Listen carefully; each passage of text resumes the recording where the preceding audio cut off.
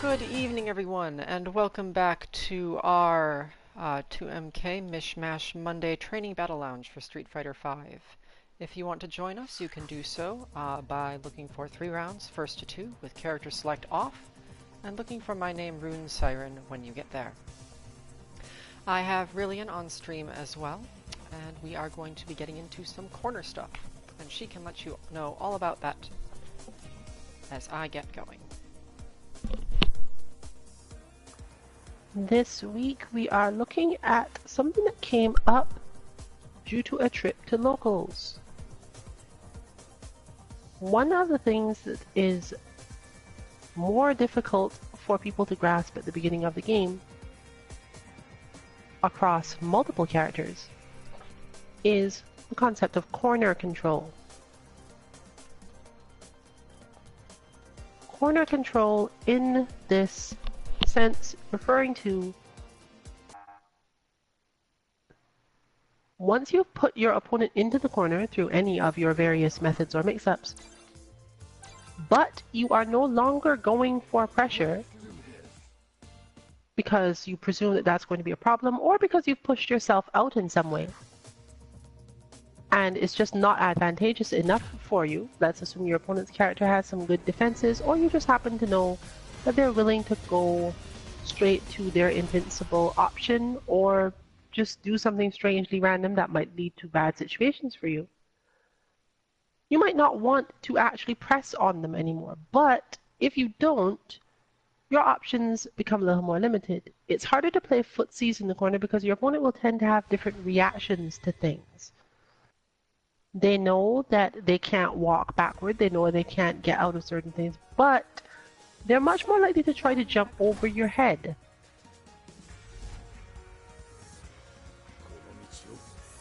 Since jumping and dashing are decent ways out of this, and since you have a lot of control, especially if you have the life lead, it can be easier to just guard the corner and hold them there, rather than actually trying to hit them anymore. It's still a functional win condition. Sometimes it's the superior win condition. But in order to do this correctly, you have to have a clear idea of what corner guarding is. And this differs by character quite a lot, so we didn't really focus on it. It's generally something you learn once you've got past all the little matchup things. We covered a little bit of it when we were talking about particular characters that are weak to this, characters that are more likely to try to get out of the corner quickly or who don't have good options while they're there for their escapes. But this is a factor that applies to nearly every character in the game. There are a few that have very strong ways out of the corner, but even they can be trapped because often these ways either require resources, or if you see them, it's just about the same as a jump or a dash. You get a relatively big punish off some people.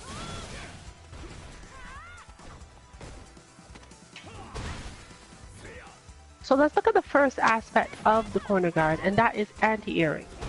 There's lots of things that we have shown about how to anti-air people and how to think about anti-airs as a general thing. But doing it in the corner is a little different.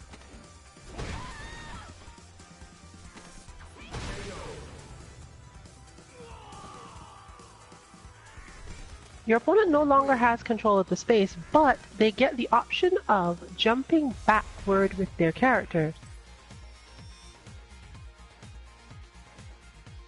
and misleading you somewhat. In other words, since their back jump will no longer take them away from you, they can use it to be visually tricky. Not all of us can immediately recognize the difference between a forward and a back jump very quickly. So depending on what you trained yourself to recognize, it can be hard and you might get caught in something. This is particularly useful against characters who use forward movement and shifty moves like that to punish even neutral jumps or forward jumps.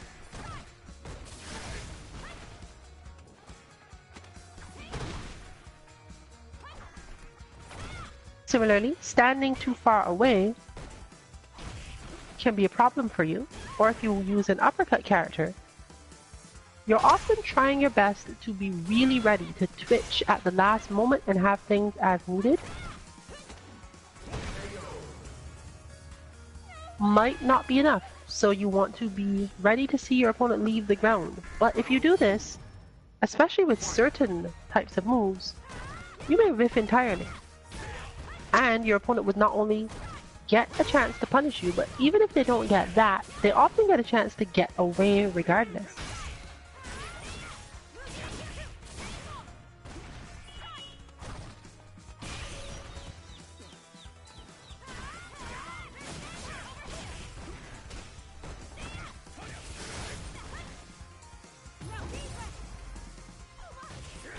Similarly, your opponent is much more likely to hold down back, and they're much more likely to get away with this because they don't benefit from doing any stand guarding in most situations.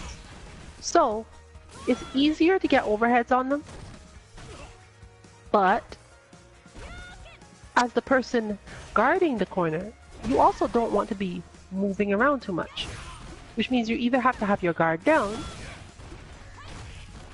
or be holding crouch block yourself.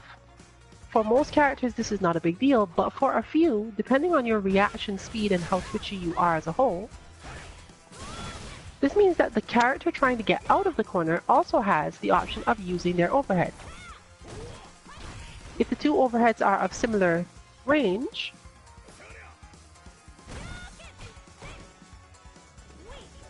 the fact that the person guarding the corner is within range to use theirs means that the person in the corner is also within range to use theirs.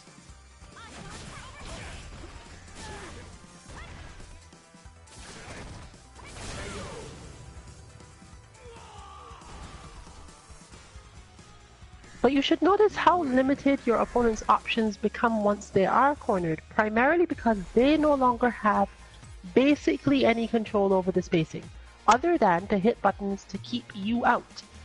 If their buttons won't reach or they don't have projectiles, they're fairly limited in what they can do if you remain calm and don't hit too many buttons of your own.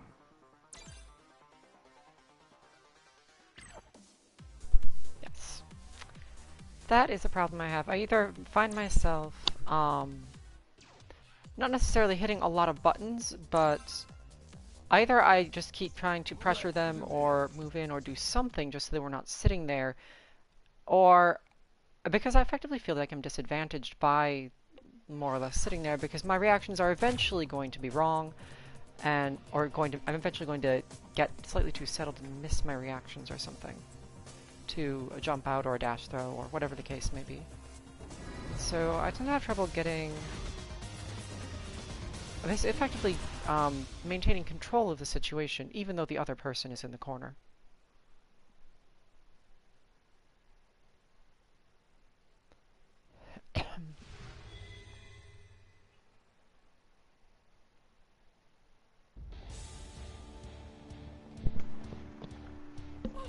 Now, of course, certain characters do have moves that entirely move them out of this position,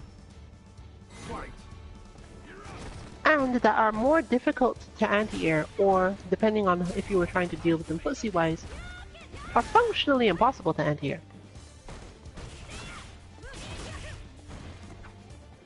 Urian is a perfect example of this in that once you've cornered Urian, if he has his armor up, he can just wait you out until he gets enough charge to do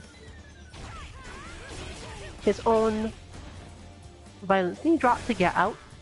So you're better off usually bothering Urian from a little closer because you're giving up the potential to anti-air a jump out, but most of the time he won't jump out, he just gets out that way.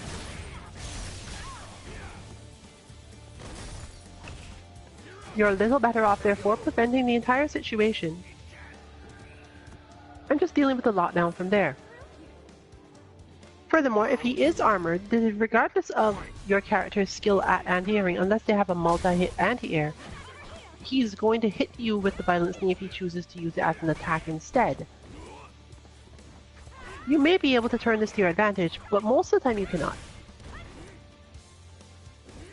However, violence knee does take a down charge, meaning that you are able to deal with him by assuming that you will get your chance to overhead, and going for the overhead as early as your current opponent has made you think it was a good idea.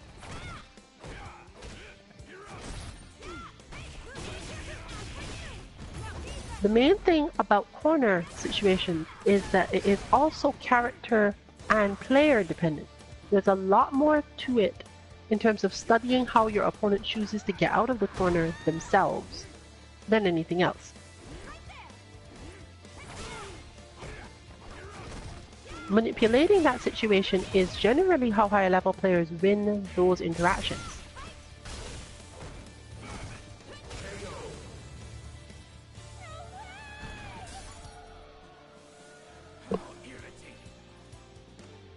However, since Urian's down charge also gives him headbutt, which is, when used in regular form, only -2, there are even further considerations to have.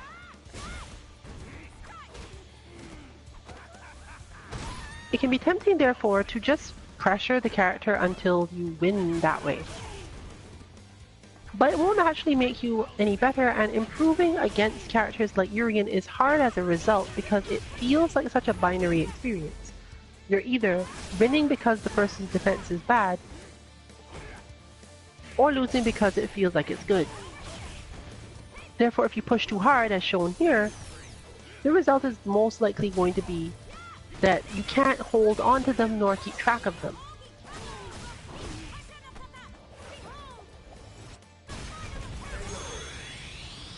And in a match between players of relatively even skill, especially one where it is a pressury character going up against Urian, who needs to be close to him, who needs to be able to keep up that rush down or keep him in particular positions,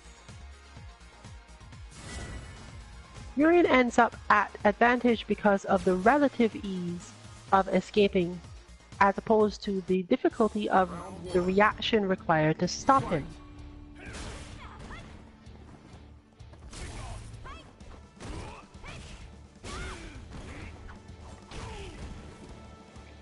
And since you also mostly can't just jump on him yourself, and the fact that quite a lot of his moves evade other things, lows, throws, a bunch of stuff,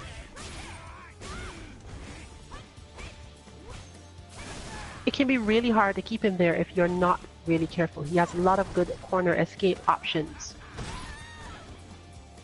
And that, of course, which means he's going to corner you more.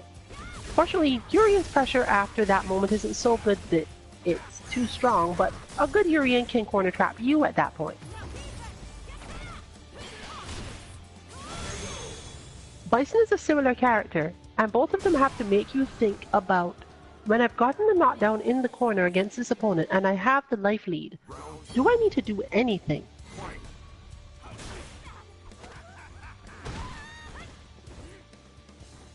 The chances of that situation ending well for you are almost entirely dependent on how well your opponent either knows the defensive rhythm of your character or guesses. But you could prevent that entire guessing game, as Urian and almost all charge characters have a huge problem when they're trapped in the corner like that. Bison is the one with the best options, but for the most part every other character of this type must give up something to get out. They must do an unsafe move, use meter to make the move safe in one way or another, activate V-trigger or something, or just go straight forward and give up the option to use any of their charge moves. The obvious option of jumping does also factor in, but if you're standing at the right space, this doesn't really matter. Urian's strength is, of course, that he has the new drop and the headbutt, and can make it so that even if he did, he can still get out a lot of the time. And if you are standing in that range, there's nothing really preventing him from armoring up, unless you yourself have a really quick moving thing to use to hit him. That time around, one time I did manage to get him in the corner, and I tried to, like, actually keep him there. Well, I had partial of a problem because my instincts were to back off even more, which then gave him space to get out. But I find out that I have to be worrying about getting my overhead jabbed out, for instance, or other such things. And that's not really something that I'm used to dealing with mix-up-wise. That's probably going to take a little getting used to.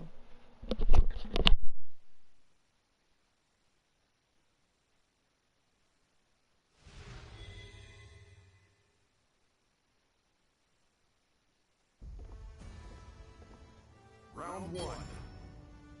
Fight!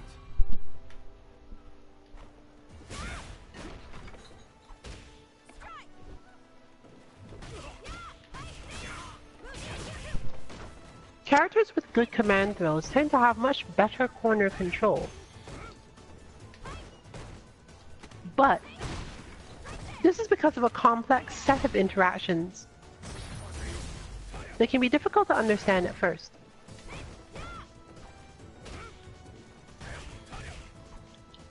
The command throw character has the option of using a command throw to beat the opponent's basic defense.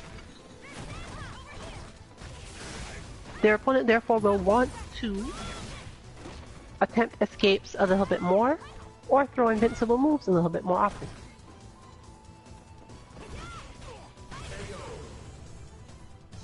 Since command throws often have slightly longer range than actual throws, and can't be teched, this is relatively strong.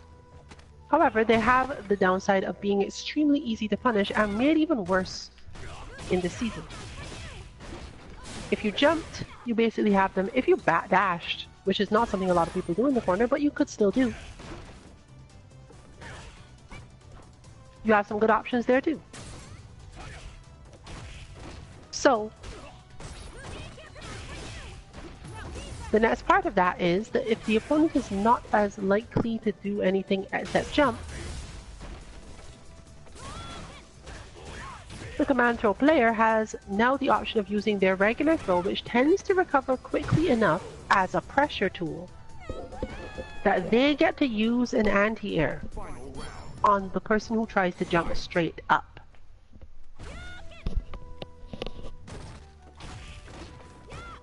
Better options, therefore, are things such as what we try to get across in various katas with the forward jump, or the instant overhead style forward jump.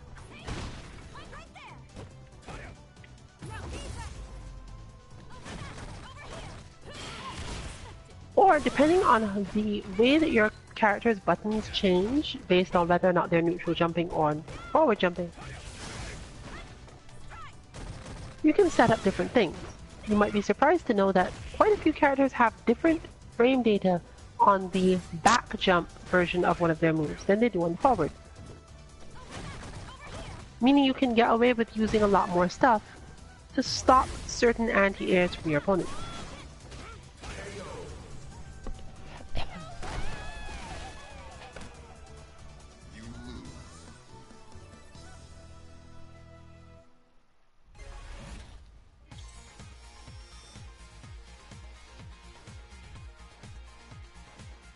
What you just saw Kanzuki Dynasty do, for example, is a really good bet for a cornered opponent.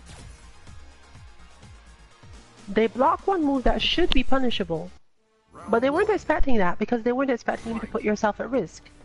Going for your invincible move after that is therefore a good way to get them caught. Omni Rabbit held the defense because that's his general style of play, and therefore, on the player-to-player perspective, that might not have been the best move. But, as an overall thing relative to characters, there was probably very little wrong with doing that. Ryu is not generally going to punish Rasenha with ES uppercut. And even if he did, I think it would probably just interact weirdly and you wouldn't care.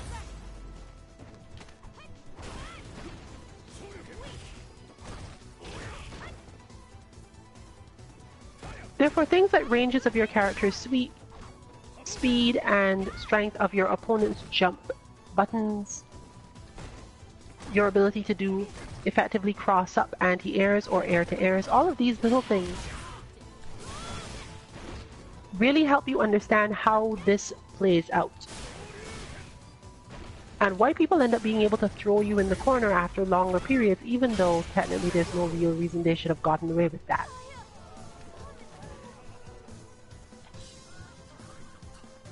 In short, the corner game is relatively different than the mid-screen game once you start to play the corner guard part. If you're not playing that part, then it's basically the same because it just means your opponent can't backdash, so it makes your pressure feel stronger. Which technically might be true, depending on your opponent's willingness to take damage. But if your opponent manages to jump forward, as we often advise, and you don't hit them, now you're the one toward the corner, so you can't really say it's completely good.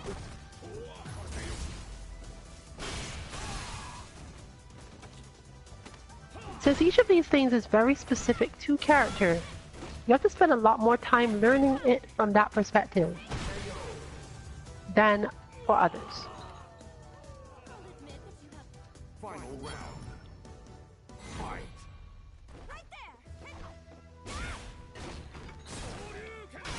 Players who are not good at dealing with the cornered situation, from the other side, are often disadvantaged as well. They end up spending a lot more time in the corner or doing risky things in the corner, which is much more important.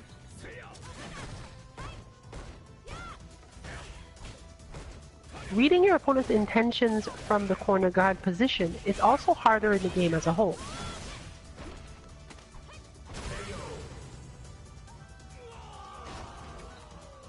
Making it feel very offense related and oppressive, because the defense to a lot of things you face in the corner is to take a certain amount of damage in order to get out.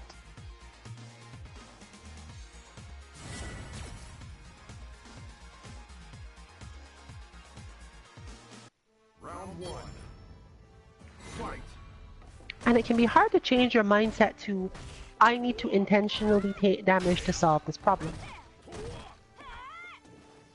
Most of us would prefer to just, quote-unquote, guess right, deal damage to the opponent, and then try to get advantage with knockdowns or cornering them ourselves. But depending on the knockdown of your invincible option, or your knockdown option, this may not even be enough. There are quite a few invincible moves that, while they do a very good job of putting the opponent on their back, don't necessarily give you enough time to get past that opponent. Uppercuts tend to have this problem as a whole.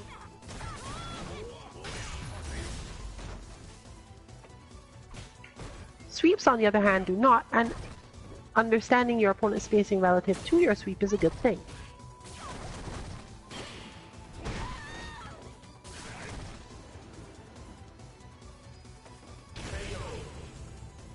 There are other characters who have options relative to their fast dashes that leave things in very complicated situations. You can at least put yourself closer to the opponent to fake a little footsies before being pushed back toward the corner. And depending on your spacing and the defensiveness of your opponent, you can use things that are effectively like shimmies. For example, Karine has this option in a lot of situations because of the spacing afforded by Orochi.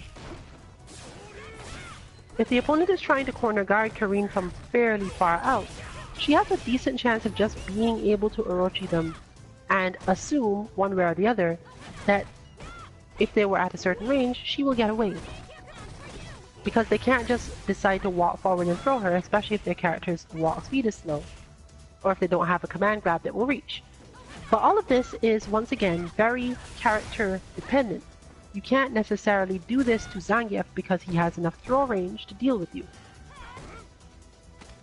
You may not be able to do it to certain other characters because they have good chase down attacks that would beat the almost certain bat dash or walk bat that would have to follow.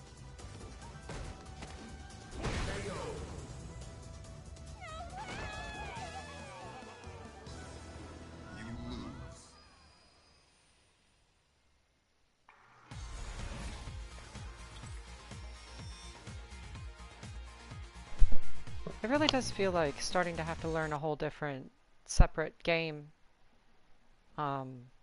just in that space of screen, relative to what you play somewhere else. So, it's almost hard to know even where to get started to some degree, especially since it does vary per character. It makes me feel like it might be the sort of thing that one would want to train, well, basically in battle lounges and repeatedly facing the same person over and over again just to try and learn at least one version of it. But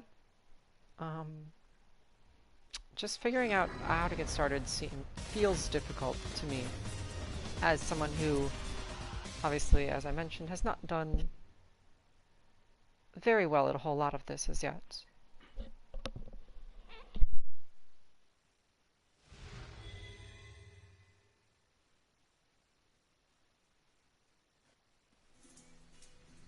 Round one. Fight.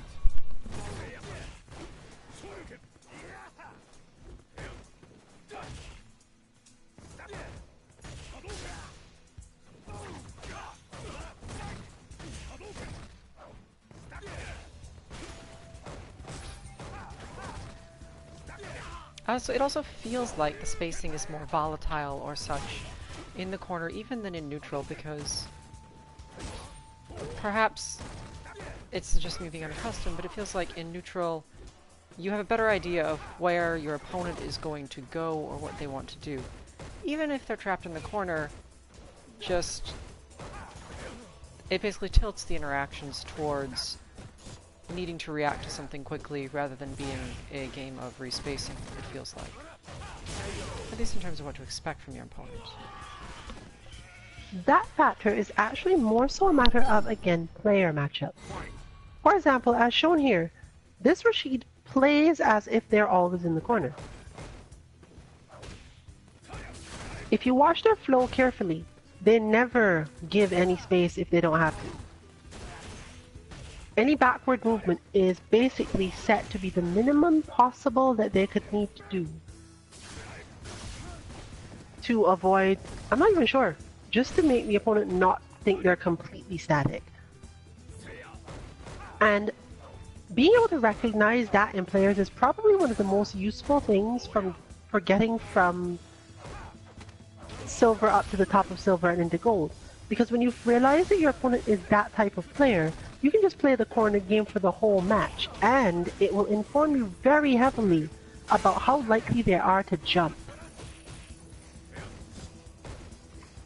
Because people who play a lot of footsies tend to move forward and backward a lot more. They're much more confident on their feet, as a general thing.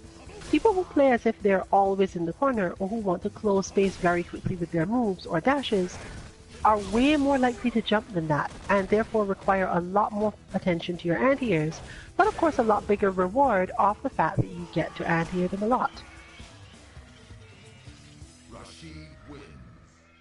So if you wanted to look at something psychological from your opponent to try to pinpoint whether or not you needed to anti-air them a lot, you could use your corner style training to do this.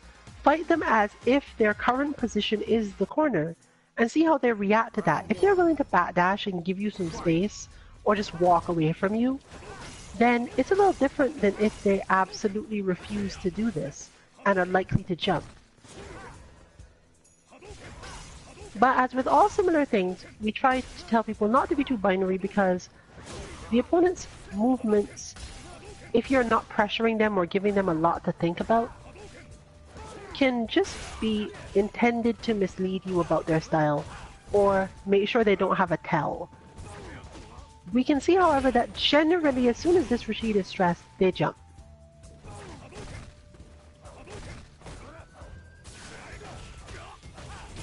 So it would make a lot more sense to expect to need to anti-air a ton,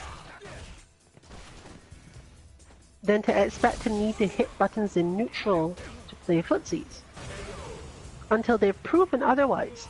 You still should hit the buttons though, you should still hit the buttons, you should still do things, but if you have good tools that move you forward more, buttons that move you such that their jump-ins might miss, for example, those become the preferred buttons in this form of matchup.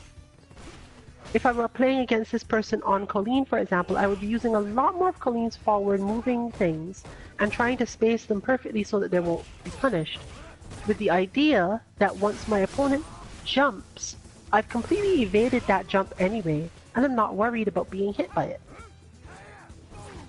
I'm allowed to play stronger offense by knowing that they tend to play as if they're in the corner.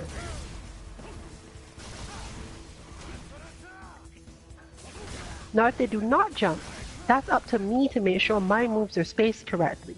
But because they aren't playing footsies in the first place, it's easier to do that. Not 100% obviously, but you can definitely get some advantage out of this.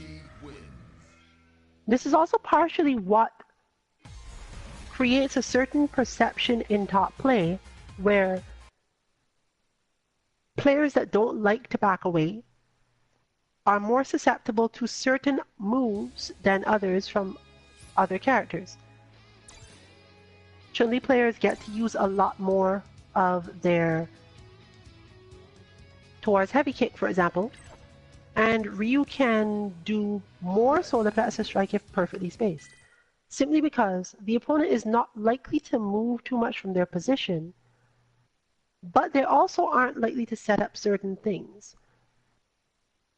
The recent matches I watched between MOV and Osushi-san show this to a huge degree, in which Osushi-san is playing Mika but misses nearly every jump in because MOV's style of play at that point is always that whenever he's threatening with any button, he's going to move forward to use that footsie button so that he doesn't get crossed up. Whereas against an opponent who does not jump a lot, it might make more sense to use something else.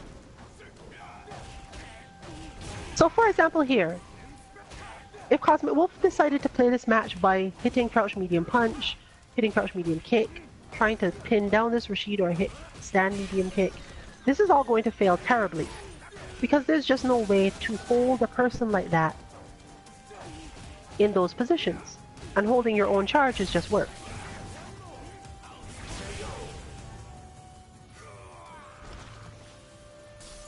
However, Urien has a good backdash, and he won't really need his moves against this Rashid. He also has good options in his heavy kick and forward medium punch. So winning this match based on that principle would be almost entirely about giving up special moves. You don't need them. Your opponent is going to run in or jump in, and your capacity to win is more so how able you are to deal with that than any need to play footsies at all.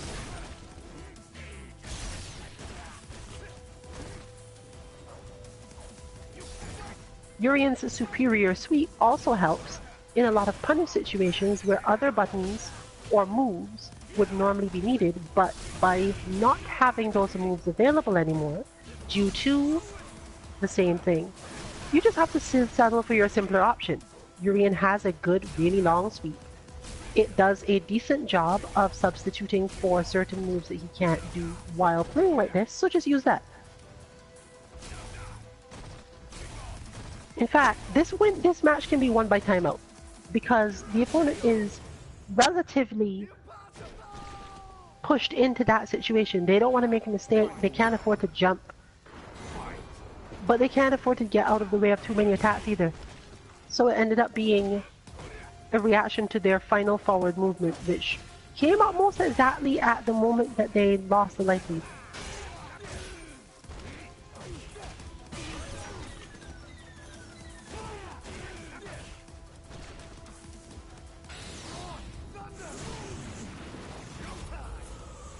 In this case, pure pressure has come out on top.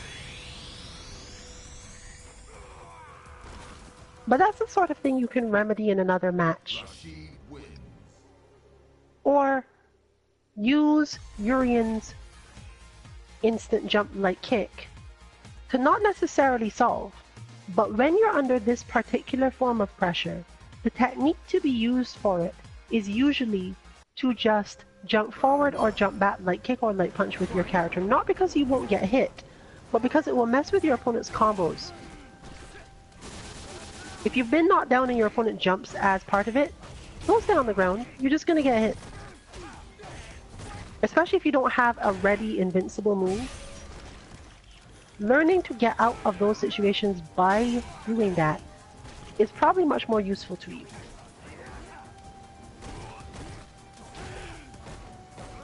In Urian's case, it helps further that if the opponent jumps too late, any up plus button with a little quicker execution will actually bring out one of Urian's moves.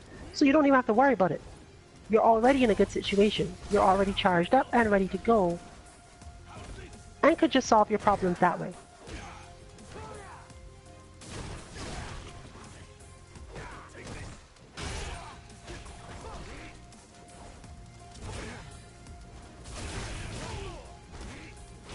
This allows you to watch your opponent's line of motion a lot more and push down or lock down their motion like this.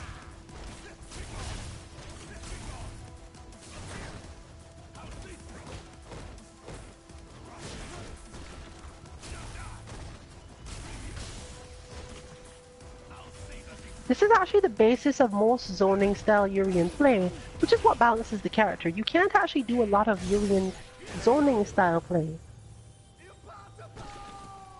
against this type of opponent while still being able to do his charge moves. So you just give them up, because this opponent type does not require Urian's charge moves for very much.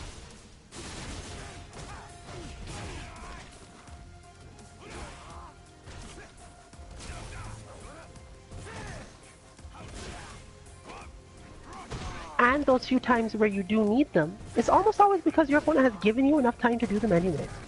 They have specifically put you under pressure, and that pressure has caused you to build up enough charge that if you really wanted to use one, you still can.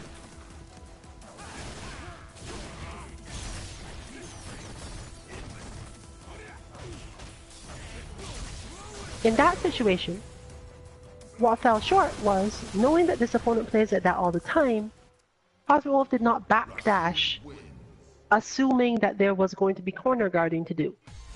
Urian's pressure in that situation, however, would not have been good enough, and most charge characters don't do well when in this situation because the opponent jumping over their head removes a lot of their options for the punish. At worst, they get away entirely. At best, you have some really difficult execution to do.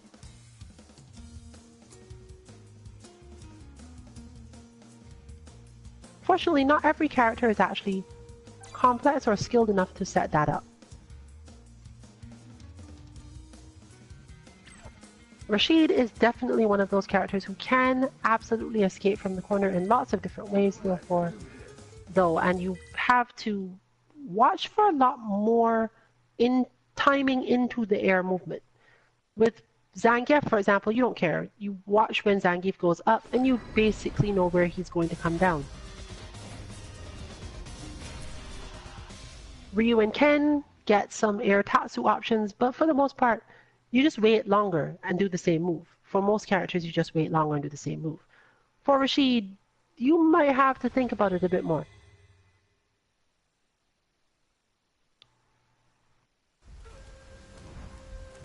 Round one. Fight.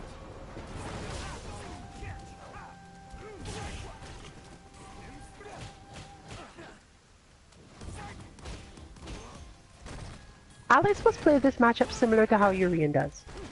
Alex, however, doesn't have as good anti-airs and tends to need a lot more stuff. But he also has an advantage that Urian does not. Almost all of his longer buttons lead into better stuff without caring directly whether or not charge is active. And he has parry to deal with when the opponent tries to do particular cross-up style things. So mostly this match for Alex is about relaxing and knowing when to hit heavy punch, crouch heavy punch, those things when the opponent's at a particular range, because it interrupts both their dash and their jump. Beyond that, it's a matter of finding time to activate the trigger so that all their pressure doesn't work. But once you've gotten into this situation, it's difficult to deal with them directly. Fortunately, Alex is also a character who can do that. And is built for making comebacks. Unfortunately, the V-trigger ran out just at that moment and looks like it's over. Rashid wins.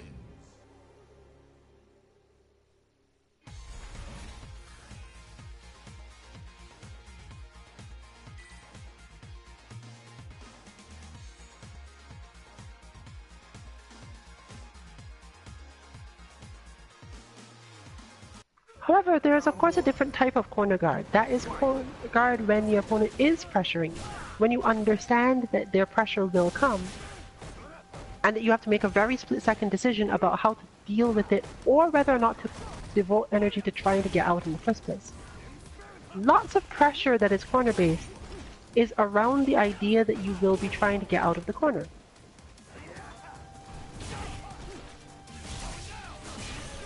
Since you no longer have any control over the range, your opponents with strong cross-ups are able to set this up more easily, and you're going to need a lot of specialized skills to prevent the problems that come up from that. One of the easiest ways to deal with it, however, is just to learn to forward dash on jump-ins. You can use our Kata 22 to help you understand this. There are quite a few situations where Ryu is basically meant to be forward dashed from, rather than countering anything that he does after the Hadouken at all. For most characters, you'd want to take the chance to set up a better thing. You want to see if you can get a backdash. And your opponent will obviously get some chances where your reactions are too slow. But once you're cornered, you have to care about that way less. Your aim at the point of being cornered like that should be to get out of the corner. You don't care anymore.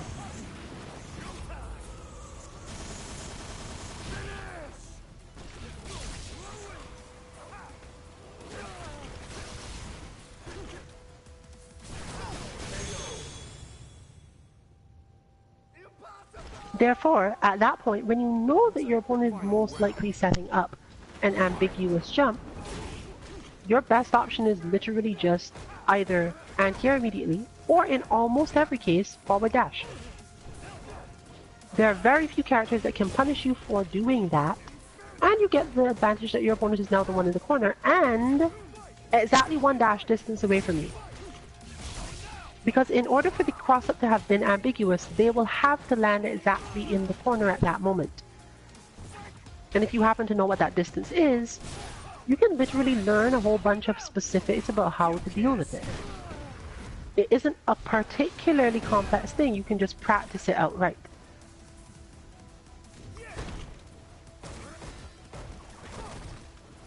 Our newest upcoming kata is probably going to be based at least somewhat on this, and will not require any purchase of DLC in this case, given that it is primarily NashBot. We will have a version before that, which is a little bit easier for those of you who have not gone into this principle of corner guarding before and who aren't necessarily so used to the idea. But that one does mostly use NashBot, and we have not found another bot that substitutes as well as we'd like, so you can either skip that entire thing, or if you have free fight money and are capable of inputting it without too much stress, just buy Alex.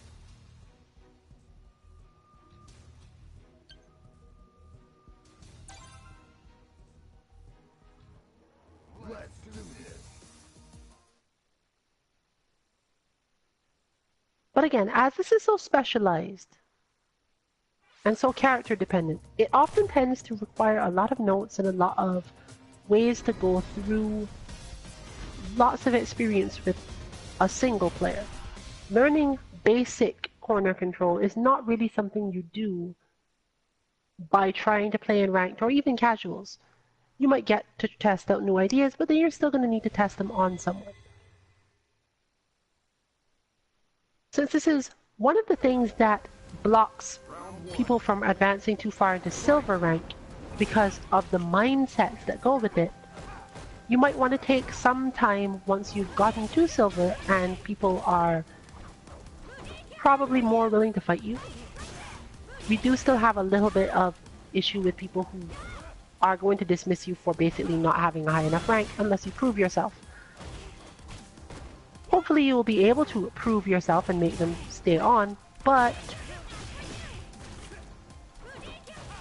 assuming that you're fighting unfamiliar characters, which is the point of this particular corner training, that's not likely to happen.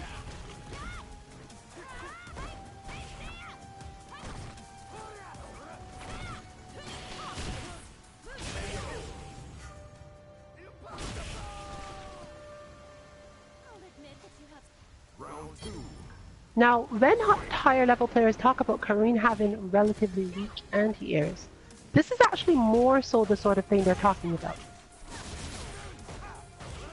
And while they have improved, there's a lot less you can do. Her corner guard is good because of her distance ability. She can stand very far away from you. But like most footsie characters, once the opponent decides to jump, it's a little more difficult. Meaning that Karine has to, rather than try to play standard footsies with most characters who jump like this, has to play footsies with Mish-Mashing.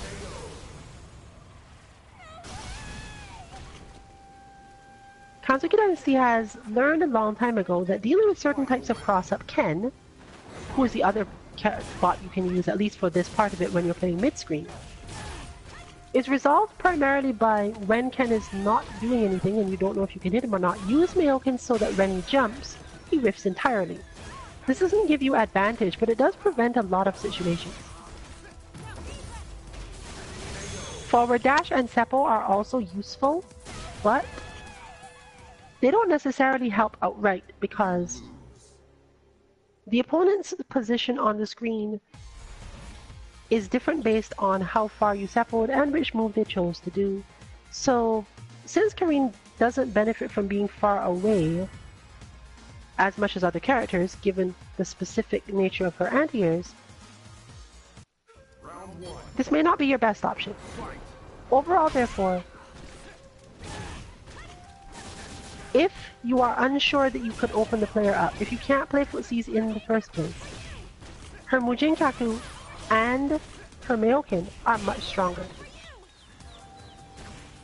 Against Rashid specifically, this is a good reason that heavy Mujinkaku helps a lot. He's not that great at punishing it at max range, and Karine just gets to do certain things for free.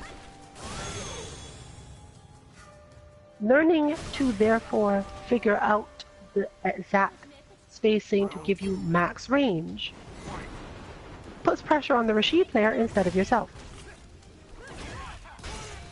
And as you can see, almost all of his forward movement is stopped by that last kick.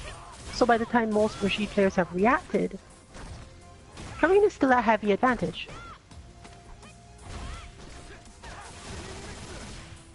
From there, it's mostly just corner guard.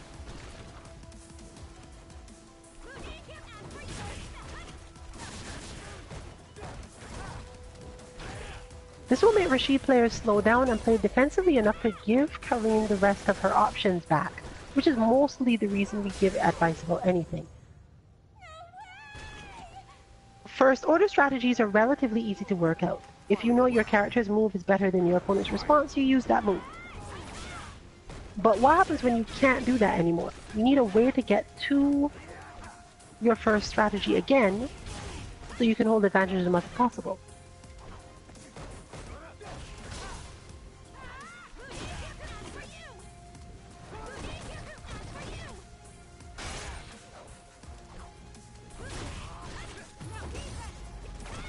And once you are at that second strategy, it's a lot easier to come up with new ways to keep your opponent under stress.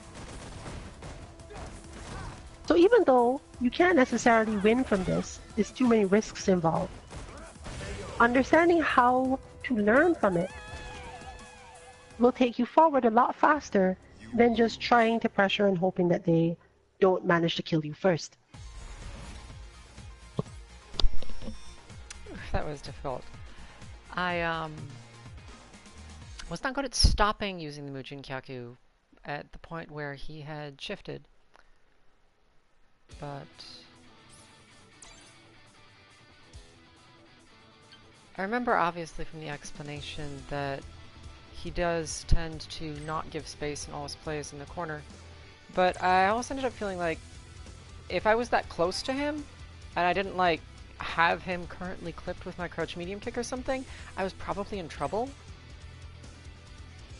And I can't imagine where that feeling comes from right now, but I feel like Rashid may have rhythm superiority over Karine at least certain spacings or timings in the closer play.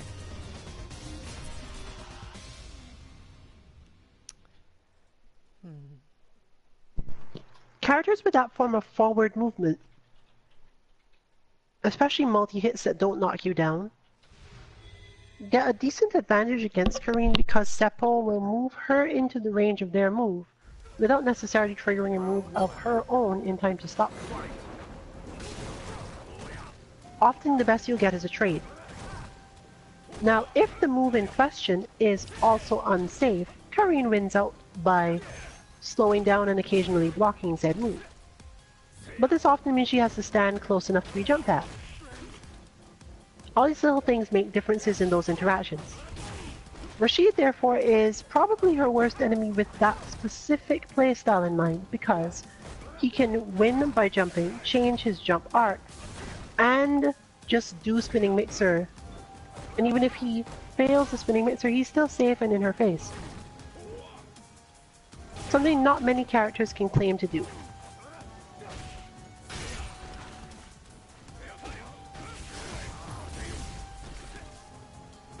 Therefore, standing further away is more useful.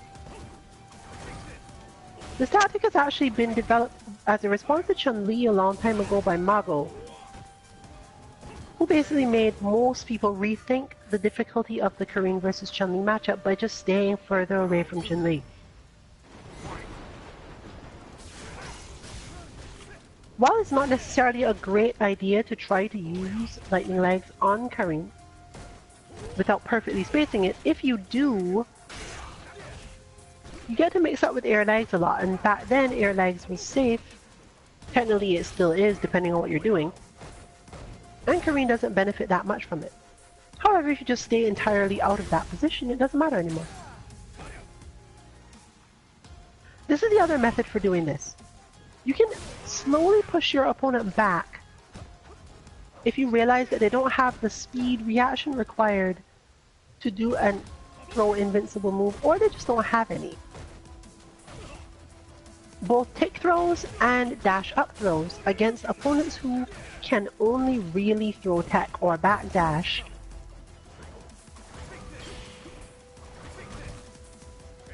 is a good method of dealing with the corner guard situation as well. This is often true when the player does not have particularly good footsies, or the character does not have particularly good footsie tools. This is because quite a lot of punishes for dashes either don't lead to much damage or are unsafe if executed in any way incorrectly. Meaning that against a dash-up throw, the best you often get is a counter-hit jab or something.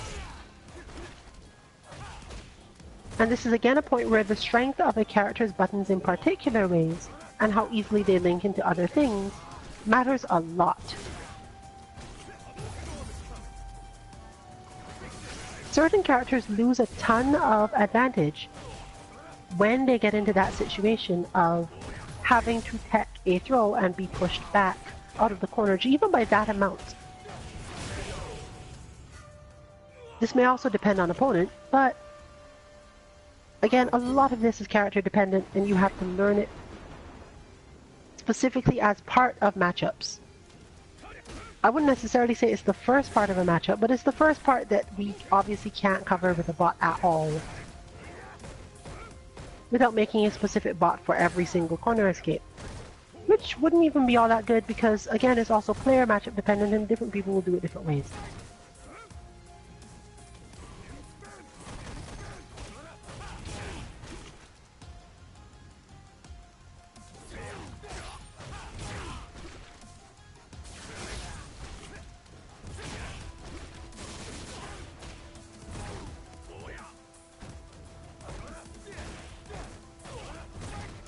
Rabbit is actually here helping to demonstrate a specific aspect of character familiarity that hasn't come up before a lot. While he has been practicing playing Ryu in order to shift his capacity to do offense in one way or another, it doesn't really help in this matchup because it's more so about how much you've practiced about the Rashid matchup. You'll notice we have quite a few bots like that where the punish is not normal and you're best off learning that specifically to your character, some special way to punish it. In this case, for example, Ryu's punish for this is very different than Laura's is, leading to the situation of being unfamiliar with the Ryu punish, meaning that you functionally can't do too much. If you find yourself losing against a certain character and the character is a little bit outside the norm, be sure to check 2-mk.org/bots, especially if the character is not DLC. Because it's very likely that we made the bot at least somewhat focused around the moves with the unusual punishes to help you pick them up, especially on your main characters. Whereas most of the characters with more standard or easier punishes have been used for other bot types. Round one. Fight.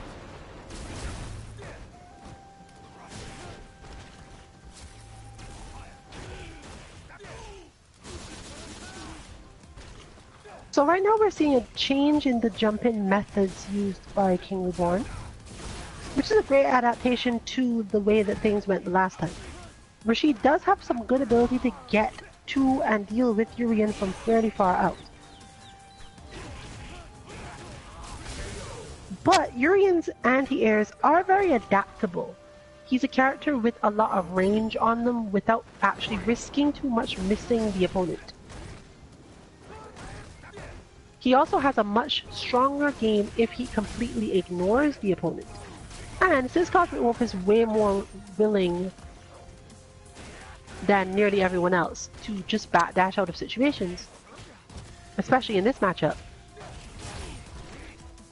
this adaptation won't necessarily get too much further because the thing it's benefiting doesn't deal more damage, and if you're not dealing more damage, then you may end up losing a lot of your benefits. And as you see him working in the back jump to prevent pressure situation, means that the opponent loses a lot of damage there too. So it's not as if King Reborn is not hitting, he's still hitting, he's still doing damage, he's still setting up the same situations. But by reducing the amount of damage taken in those situations, Cosmic Wolf is able to make his own damage count for more. If your opponent is overwhelming you and you're not even getting to touch them, worry about that first. But in these situations where it's one of those, I can manage you until I get knocked down and then I die, focus on minimizing the damage rather than feeling as if you have to guess right once knocked down. Quite often, the aspect of play that allows you to minimize the damage has a lot better chance of succeeding against multiple of your opponent's options than the guess that will do something else, and it's usually less risky in terms of damage taken.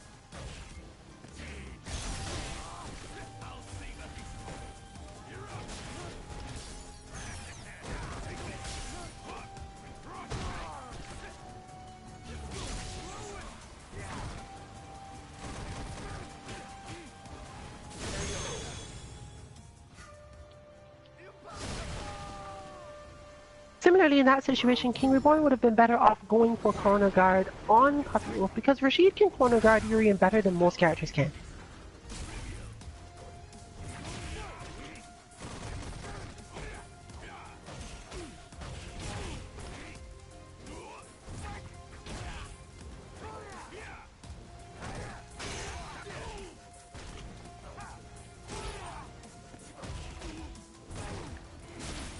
who don't tend to stand their ground as much benefit a lot more in these situations, as it's easier for them to manipulate the space that a semi-cornered opponent wants to occupy, while giving them even larger feelings of being cornered. They're closer to that side of the screen, so clearly the feeling is more so toward I am cornered. Final round.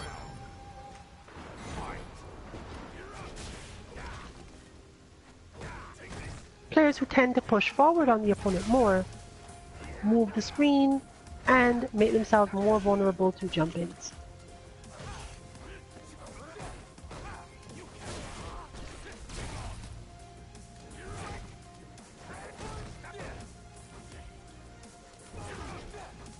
Since Urian's corner guard style does not rely pretty much at all on being close to the opponent, period, he also gets an advantage there. He doesn't have to stand close to the opponent at all to achieve his corner guard. And it's easier with his armor to bait them into doing particular things and hope for the best.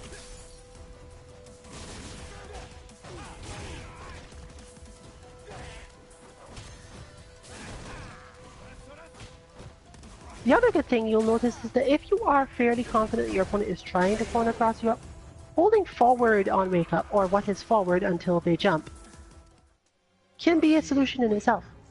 You don't even have to manage to do the dash correctly. There's a decent chance that if you were trying to do the dash, you were holding forward at some point where your opponent was about to hit you, and will end up blocking the cross up.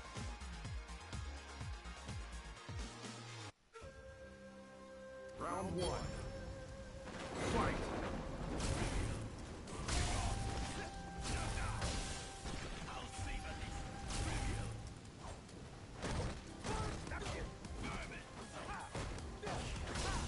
In fact, in situations like this, Urian's very long sweep means he can even use it as a standard footsie tool in the sense of keeping an opponent who is approaching from approaching any further. Simply because this form of player is not focused on things like whiff punishing in the first place. They might catch you based on the long recovery of the sweep, but if they're already basically slowed down and worried about whether or not they can get in, that's not as likely to happen. The fact that it crush counters and beats a lot of moves just increases the chances that you'll get away with using it. There are certain characters in the game against whom this is really useful, as a generality. For example, Lara is super easy to sweep by nearly all of the cast. And without certain styles of play, Zangief is also easy to sweep. If you're willing to take some trade-offs, this also applies to Fang if they're not throwing out Ryobenda constantly.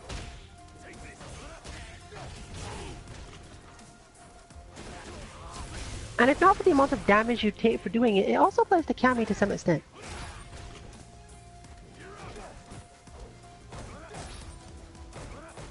But even then, your opponent does tend to have to be a little faster than you'd expect in order to deal with your sweep as Kami, if you are playing one of those characters with a particularly long sweep. She has to be waiting for it. If she happens to block it, the reaction speed required to deal with it might be a little much, or she might miss entirely because she's too far away if using a particular form of a punish. The button she hits in order to do this is so different than the rest that it can be troublesome. If you are a Kami player, generally you're going to have to learn to save your V meter and be ready to V cancel because your heavy punch is usually your best bet. As good as Kami's sweep is, relative to its animation, against some people like Urian and Karine, you're really not going to get that much out of it. You're going to have a much stronger reaction speed, but her crouch heavy punch often makes it.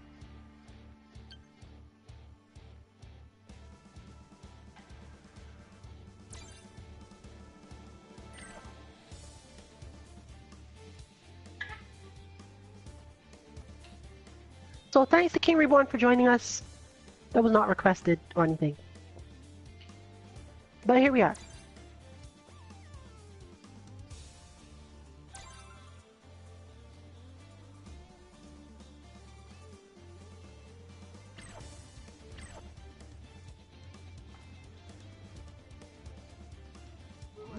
So corner guard and corner escape are very important to both players in the Ryu-Alex matchup.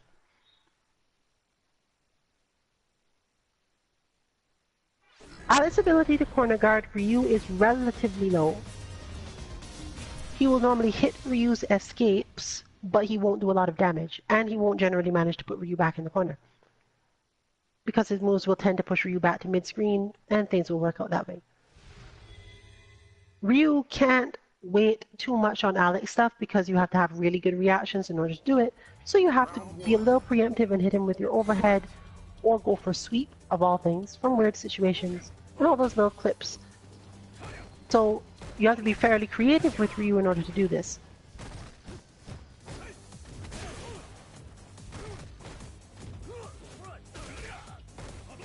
However, in both situations, they use about the same tools, which is interesting. Alex manages to corner Ryu more by keeping his charge and being ready to anti-air. Ryu manages to both get out of the corner and guard the corner better by using his overhead at the correct range.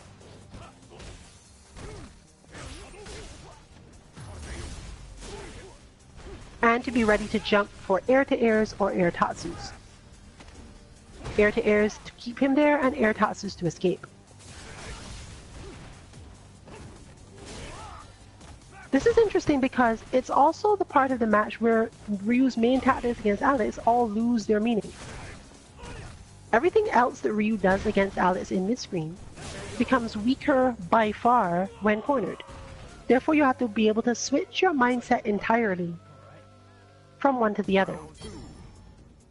Ryu can use good footsie buttons, medium kick tatsu, some Hadouken timings, and just light uppercut to make Alex fairly miserable in mid-screen. But as soon as you get cornered, all of those things become relatively bad, if not terrible ideas.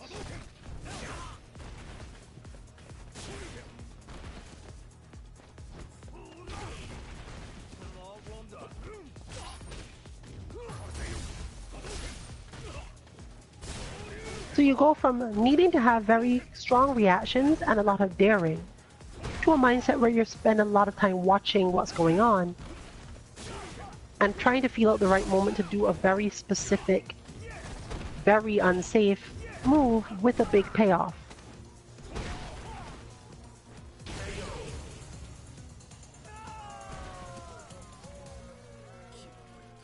Fortunately, the corner matchup doesn't happen too often here because neither character benefits that much from pushing the other to the corner directly.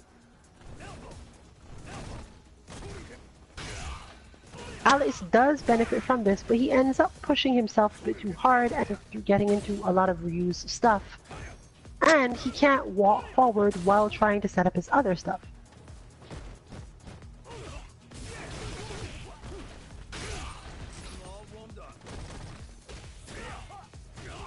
That said, there are a couple relatively universal options characters can use, depending on their character setup, in order to solve their problems in that space.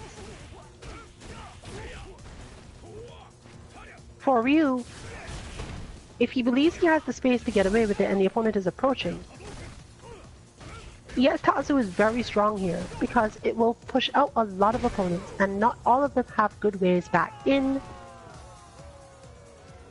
order to punish Ryu heavily for using the Tatsu. Even the slightest hesitation will allow Ryu to jump immediately, and he doesn't really have to jump forward. If he absolutely expects the opponent to try to come in with a move, for example Birdie's Dolphin Dive, or even Bullhead depending, he can just jump straight up and get a big punish off this. This applies to Lara, Cammy, tons of characters.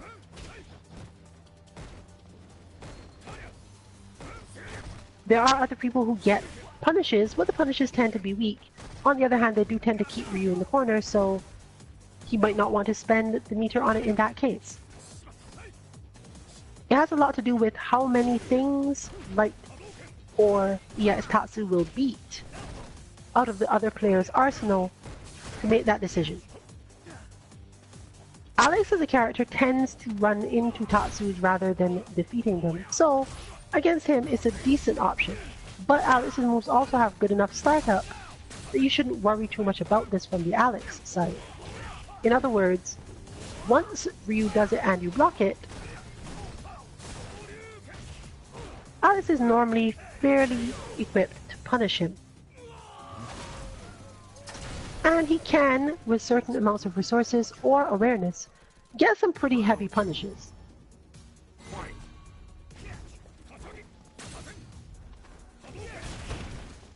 So he's not necessarily a character against whom you want to do this too much.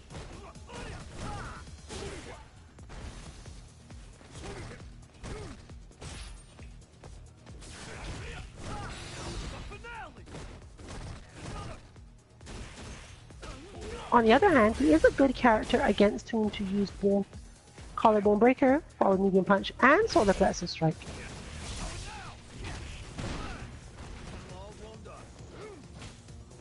And to just jump out.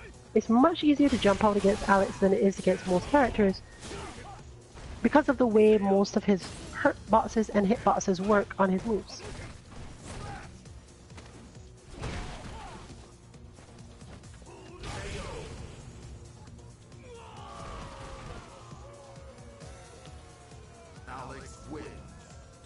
Furthermore, any attempts to fake a back walk situation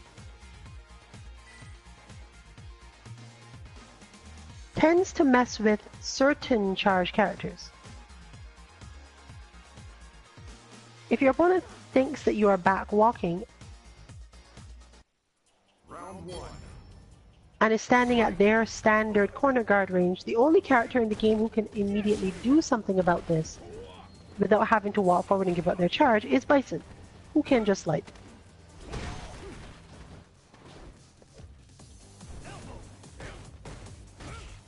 Every other character puts themselves at some risk, but many of them can at least use their forward moves and continue with the spacing they were setting up anyway. There are also specific situations where your opponent knows that going for this will shift things.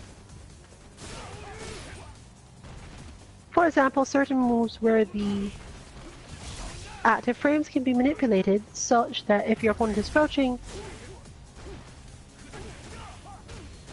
you have to get into X space, and if they were not crouching, you could use Y space. It makes it a little easier to deal with.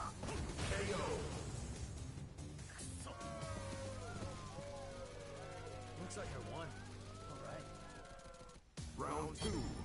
We have not even covered characters whose V reversals get them out of the corner though.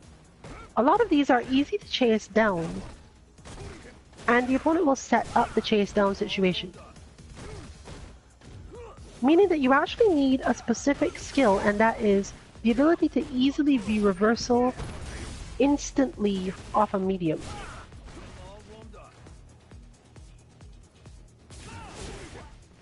This can be really hard to learn and tends to require a lot of grinding. Fortunately, we are in luck in that our NashBot does use his crouch medium punch, stand medium punch, and crouch medium kick often enough and well enough to be used as the main bot for this training.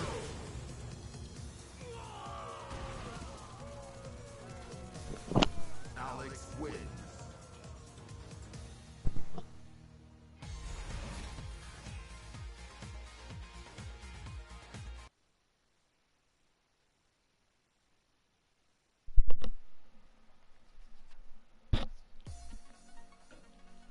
It's go time. Alright, back to Alex. I have had lots of corner guarding experiences and attempts against Wolf, some more successful than others. But it does actually tend to be a thing that becomes a meaningful part of our matchups relatively often.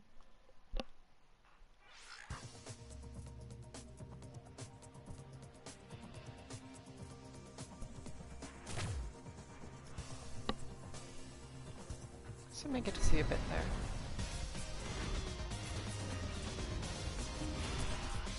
Things can be a little bit more complicated for Karine in this matchup because Alex has some fairly heavy options in terms of whether or not he's going to move forward to get out of stuff. What he lacks is actually really interesting.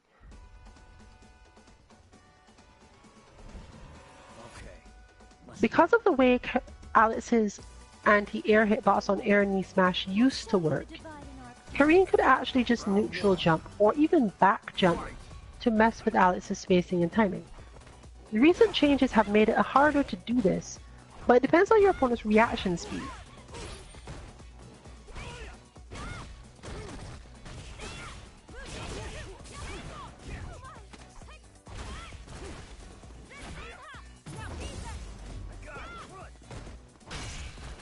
And since that is not one of your best options as Alex for your corner escape against Karine specifically, it does give her some weird things she can do with that once she expects to throw you on your landing. If she's absolutely devoted to putting you back into the corner, a good back throw will solve it, and if she's close to dealing enough damage or has enough resources to deal a lot of damage, then she'll just do that and the punish will work out in her favor regardless. On the other side,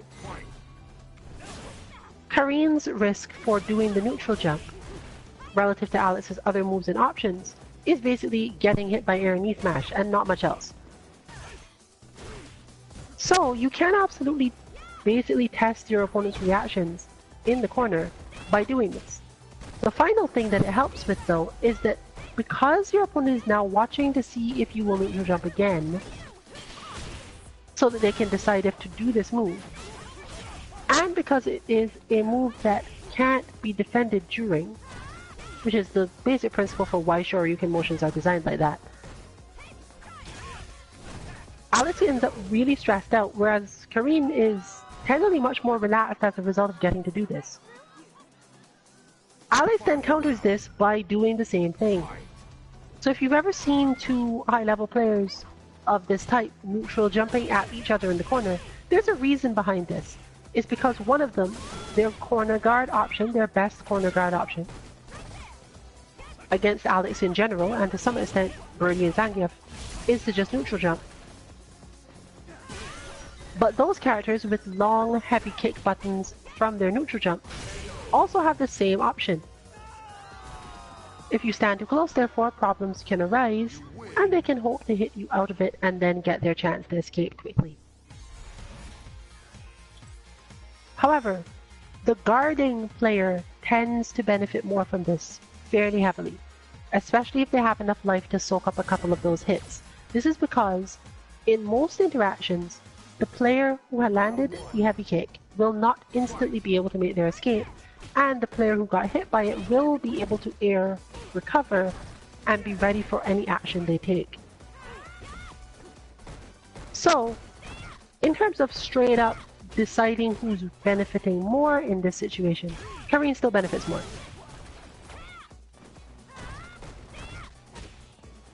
Your only risk, therefore, is Alex immediately going for something that moves him forward that you could either anti-air or use for further trapping.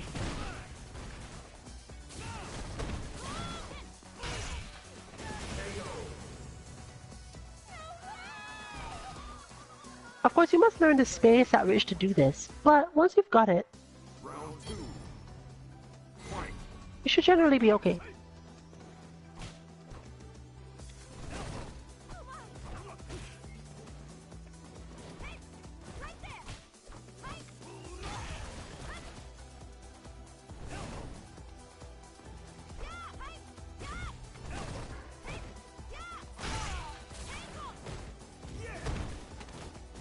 It is possible, however, for your opponent as Alex to hold their charge long enough to manage to hit you with one of Alex's charge moves, which is why it is so important to only do the neutral jump when you feel as if you want to attack but think you might get clipped or hit or that their mind is on that part of the matchup.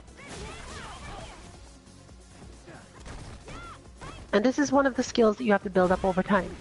The sense of where your opponent's mind is in the match so that you can decide which of your options to take to either distract them or gain the highest advantage possible.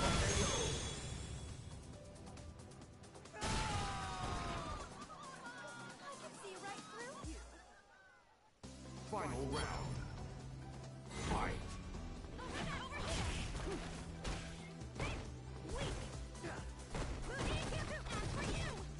Karine benefits, of course, from also having a really long overhead style move and a move that leads into one that can be ambiguous. Meaning that Alex really doesn't have the option of just crouch blocking and building up the charge in question.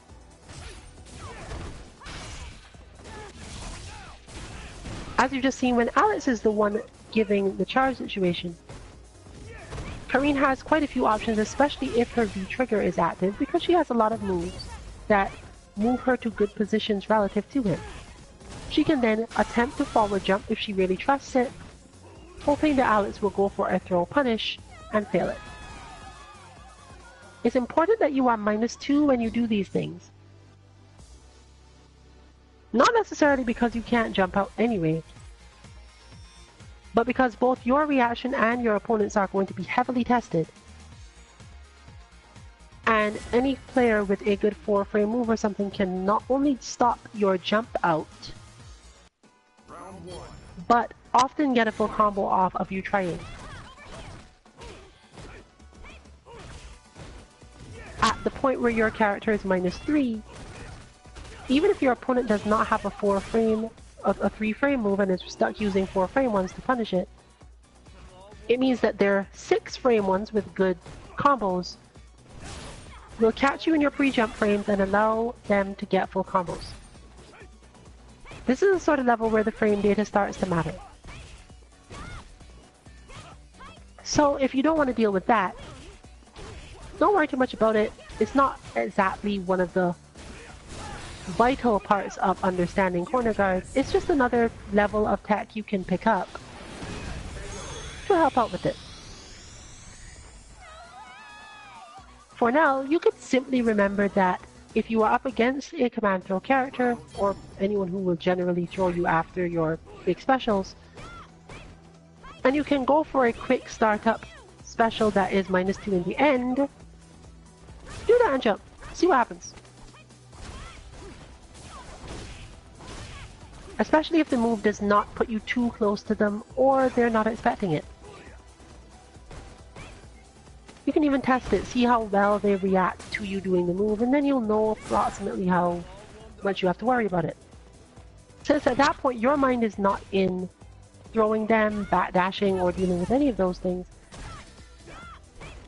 their ability to punish matters a lot more than your ability to pressure.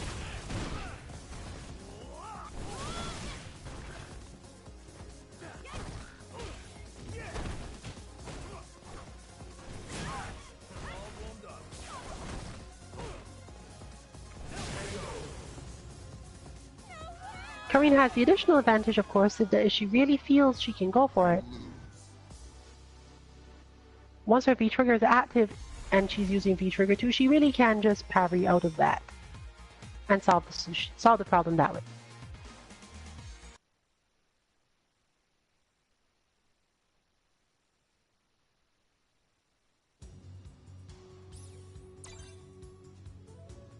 It's these additional levels of mind games that help you out with that part of the match. Understanding your opponent's mindset will allow you to make the best decision for getting out of the corner. And it is why you hear some commentators talking about skill in corner escapes when it seems relatively simple. Patience, understanding of your opponent's mindset, and understanding of the options on both sides is something you level up to understand how to get out of the corner.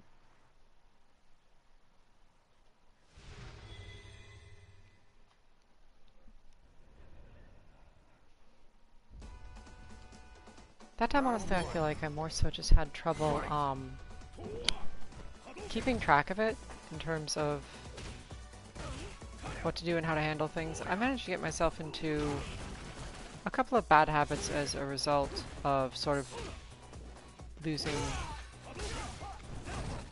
focus on various parts of the match because I was ending up focusing on other ones, like Rasenhaing into Flash Chop 3 times in a row.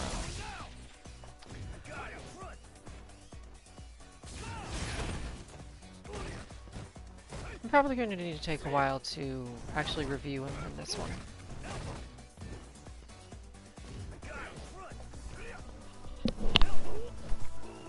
This is actually part of the definition of what makes players stronger or weaker in fighting games as a whole.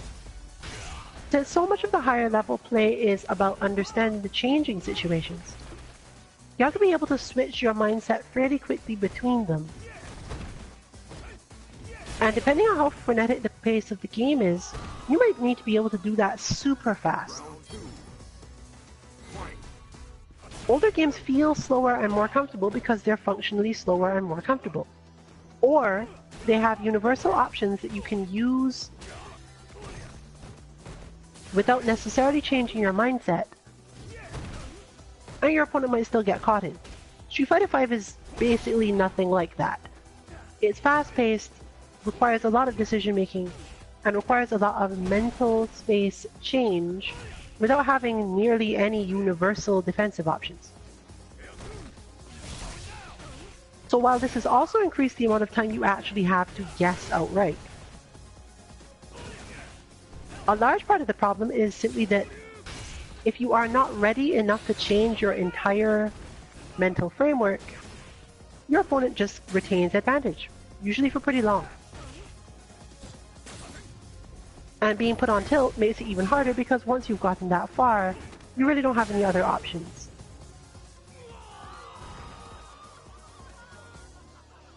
Alex wins. However, this is not content we intend to cover, as you can get pretty much all the way to Platinum without being able to do this. Especially if your character is good enough at particular things to either win out on damage or cover their options without having to be special about it. A lot of the characters in the game who are currently considered low tier are very, very dependent on this and therefore take a lot more work. The ones that aren't necessarily low tier but are high tech and are only played by high level players tend to have similar issues. They mostly just have more safety on defense, those sorts of things that make them higher tier. But overall, if you find that there's a character out there that you want to play but can't find anyone high level who's really good at them, it's probably because that wall that people hit relative to their universal versus situational options is keeping a lot of the players who would otherwise be higher ranked or higher win rate or higher anything from making it too much further beyond there. In short, it's a character specialist dedication thing and an awareness problem.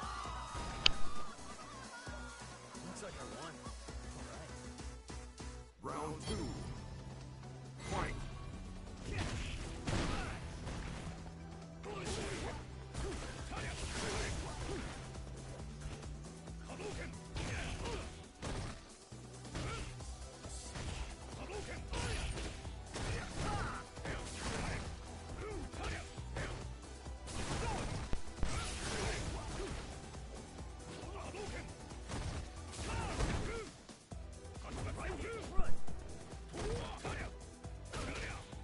While we don't generally suggest playing separate characters just to learn a particular skill, if you are a higher level player who benefits from our content in any way, that might be something you need to do simply because if you've reached high level, you've probably played enough to build up both expectations and skill sets based around your character that are making it a little bit easier for you overall. So a shift to a character with very similar game plan or moves, execution is probably a little bit more important than game plan, can help to clear that up for you. There are definitely things you can learn from that experience, but it can be a kind of a rude awakening, so you might want to just learn it on your main character and handicap yourself in some way. Plus, battle lounges are where this is normally learned, so it's a little easier to communicate, a little easier to set them up with people you're specifically aiming to work with, and so on.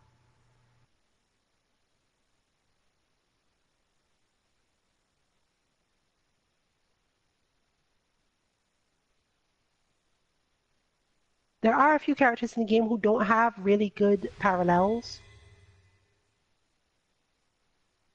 among the base cast at all. Okay, let's rumble. But for the most part, those particular characters, you hit the wall a lot earlier, I mean a huge amount earlier, so you have to work through it to level up at all. They don't offer you a lot of ways around it without it. Characters that are simpler to play, where you run the risk, quote-unquote, of ranking up without building these skills, often have other characters who are either, quote-unquote, harder, or just less equipped for certain things that play like them enough that you could switch to one of those and get your experience that way.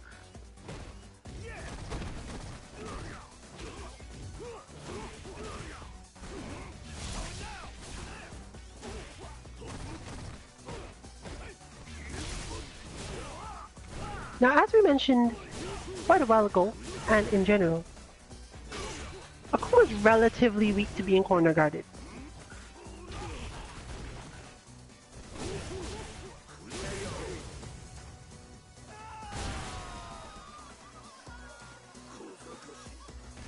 This is mostly because his Tatsus don't go the way that you'd expect, and he has less health. As an aggressive character in general, you'd feel as if it's easier to deal with the situation the other way. And while he does have similar capacity with his normals as Ken and Ryu, his defensive options aren't as good. And he can't force a lot of characters to move into spaces that he would prefer they moved into. One thing you can easily see, for example, is that he doesn't have Ryu's long-standing medium kick, nor is the range of his overhead quite as good.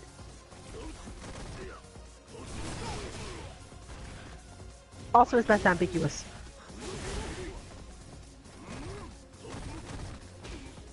This tends to cause Akuma to be limited to using buttons that he might not otherwise want to use, or his EX Tatsu if the opponent is standing too close and he needs to get out.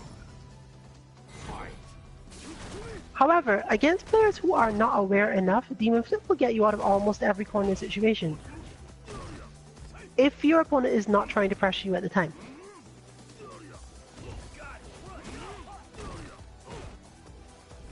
And you can get some good, let's call it decent mileage out of both his parry and very quick instant jump air fireball, if you have the execution for that. In fact, Akuma's jumping air fireball of varying heights is one of his best corner escape tools against players who don't have invincible anti-airs, or good ways of getting under and then putting him back in the corner afterwards.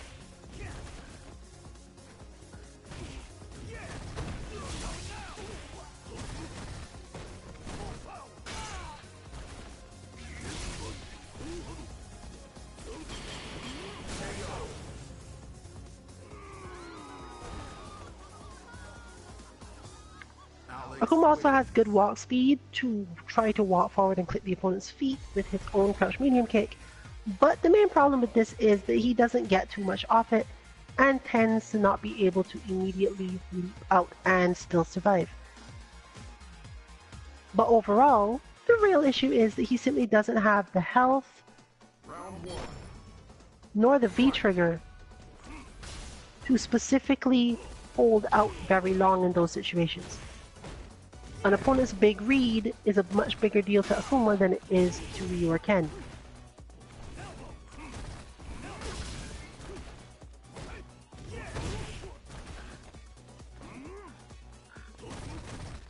Whereas his ability to pay them back doesn't normally follow up from his corner escape.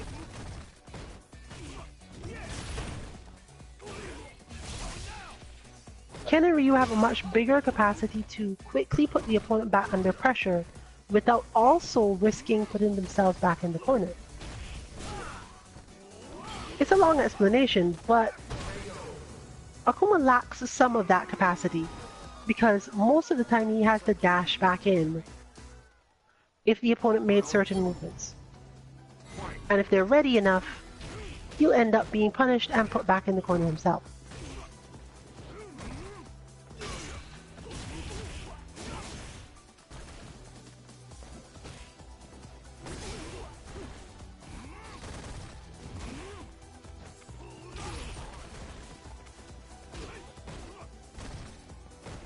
However,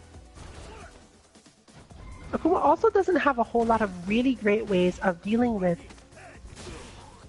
opponents from his back jump, as he doesn't have as many good buttons for it. In fact, this is one of the weaknesses about Akuma that's hardest to see and understand. The fact that his jumping medium kick is good, but his jumping heavy kick is not so good. Alex wins. Ryu and Ken can use their jumping heavy kick to deal with a lot of situations. Akuma is a lot more limited in that regard. So as you saw demonstrated, sometimes in that situation where Akuma would otherwise, where another Shoto would have done the jump back option, Akuma's better off, if that was the read you were making, just teleport out. If you can execute the teleport and you feel it was time to jump back, then it means it was probably time to teleport, because your opponent is probably coming at you and won't be able to turn around and punish your teleport quickly enough to make it a bad idea.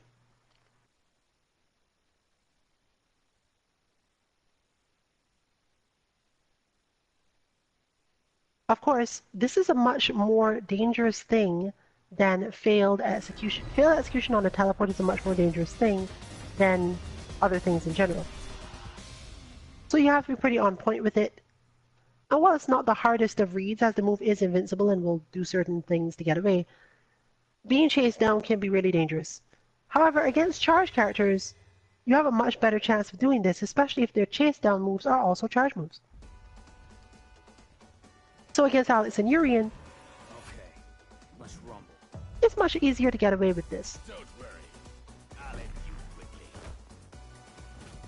Round one. Especially since neither of those characters is so great at covering your jump outs, if they also have to deal with teleportation.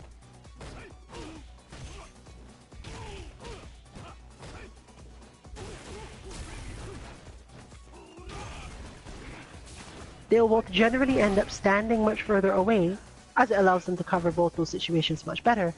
But when they're standing at that exact spot, Akuma can fight out of the corner a lot more easily, or just take some bigger risks when he needs them.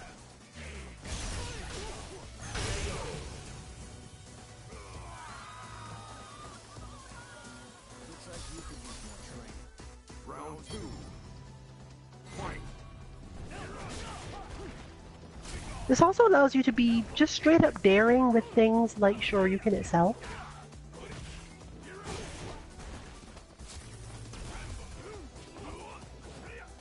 EX Tatsu and Air EX Tatsu. If you have enough V meter, depending on your situation in terms of other meter, you can build up a lot of things off of just being able to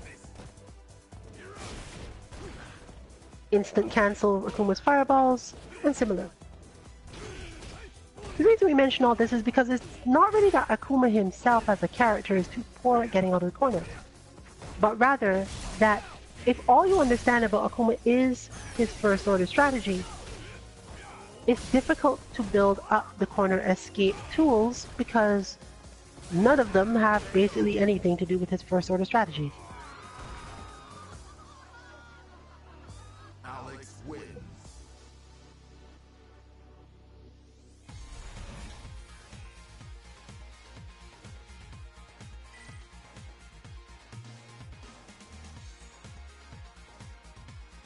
The corner guard game in the Urien versus Alex matchup is not that complicated, but it has a similar problem. The way they do it, it has nothing to do with how they fight each other in neutral.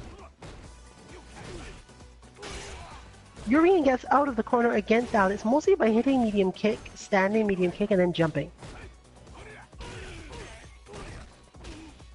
Whereas Alex gets out of the corner against Urien by hitting heavy punch. Neither of these things is particularly intuitive, especially since in the mid-screen While these are not unsafe options, they don't lead to much, and neither one benefits that much from doing them. But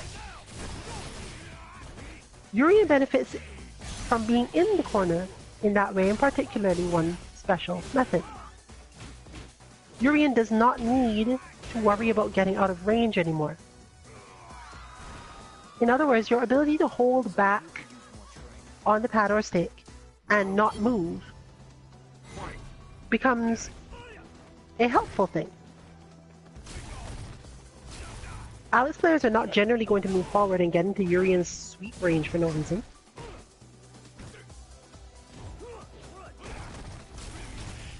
And it makes it more difficult to set up a lot of other things that would otherwise want to be done. The little pushback, the ability to cancel into V-trigger, all these little things help a lot more because it makes Alex think about how to catch Urian or get to him before he gets poked too much by that button.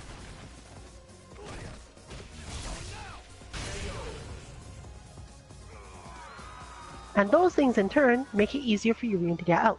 Alex wins.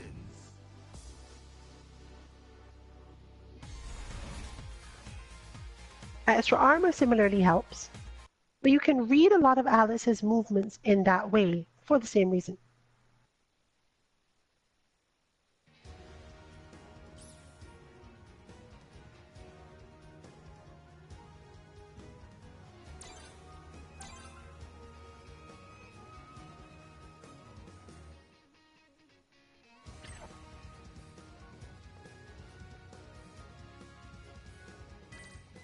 Let's do this.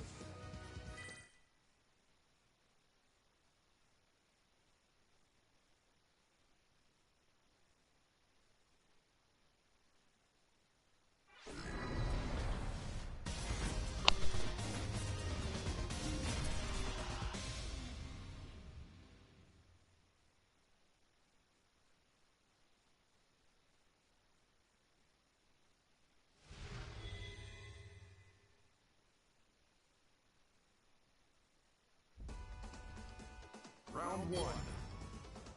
Fight.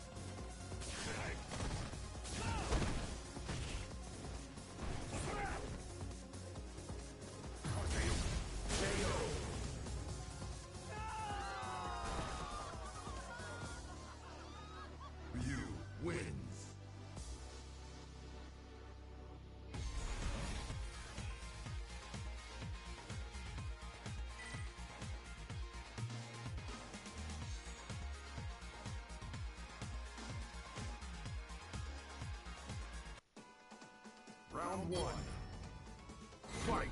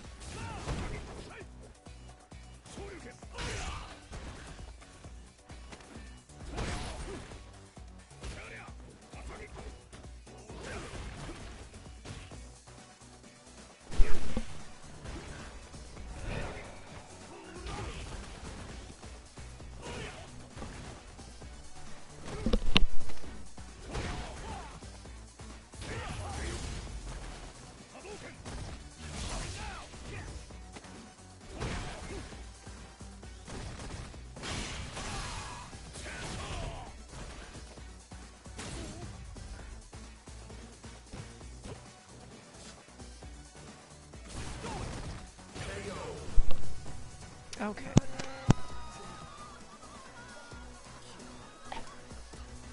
Round two. Fight! So yes, if you do end up in the corner and you're trying to get out, you also have the problem of if you like hit a -2 move to try and push back your oppressor, shall we call him, you can run into a problem where you're now more likely to get thrown because obviously you only have your 3 frame and on block your opponent they're going to be right in front of them, obviously, because their spacing is relatively close. But you end up with the problem of not really wanting to backdash or walk back, or maybe not even being able to, so you don't have any of the usual escapes from the throw. Not to mention that even if your opponent is quick enough with the throw, it might not be possible to back jump out either, because they may have recovered and be able to block or anything, or punish you thereafter, simply just by running into trouble there. So pressing -2 moves in the corner when you're trying to get out, well, obviously the move is probably going to be useful if it does get you out. If it's likely to be blocked or ends up being blocked, and your opponent is relatively close when you do it, you don't have the usual options you have to make it safer, so it's more of a risk than you would get in most other situations.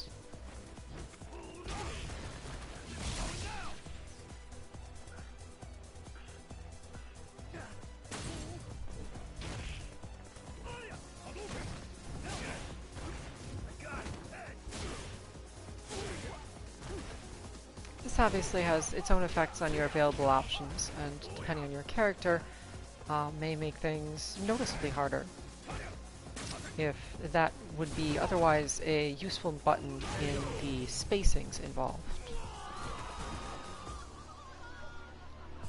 Alex wins.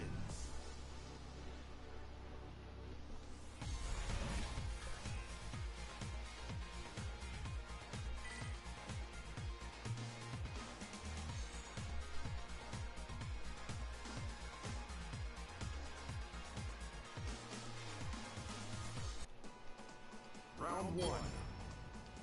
Fight!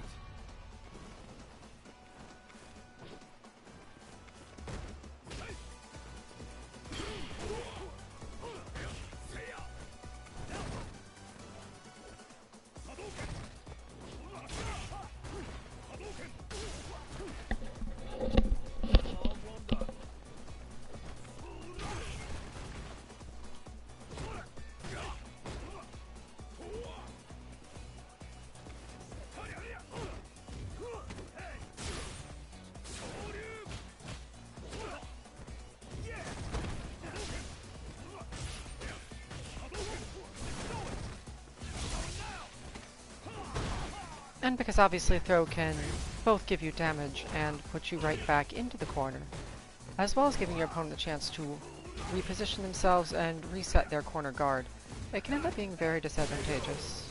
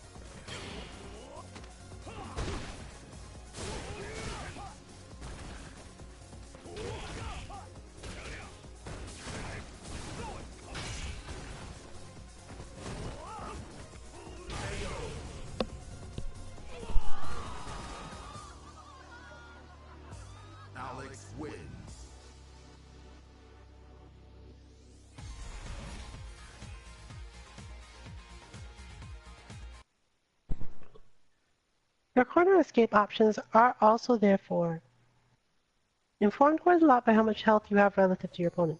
It's go time.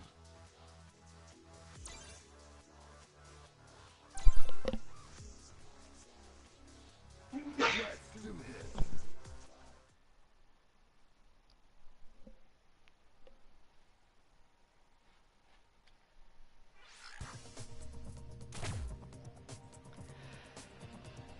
Alright, my main challenge here is probably going to be continuing to get my focus to line up right, and switching between things almost as much as trying to actually figure out how to guard the corner effectively against Alex, and learn all the details related to that.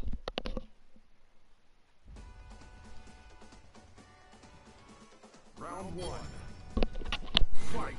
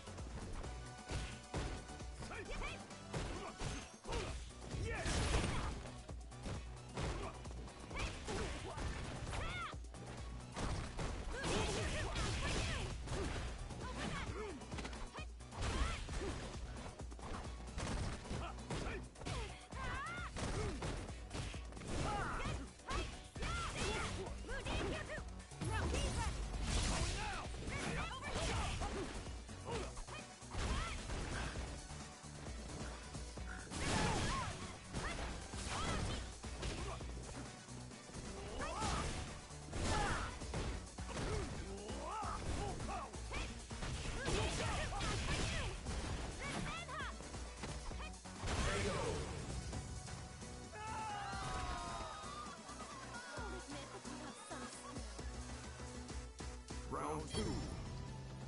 Fight.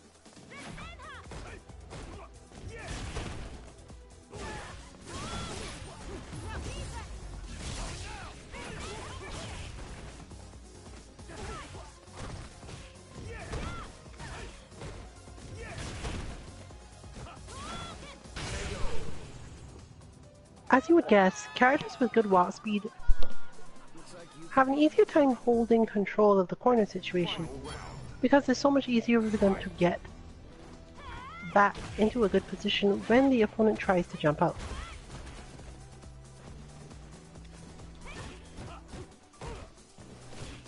They are at minimum less likely to be crossed up, which is really helpful actually. But also much more capable of maintaining a proper position for anti-airs, and furthermore air-to-airs.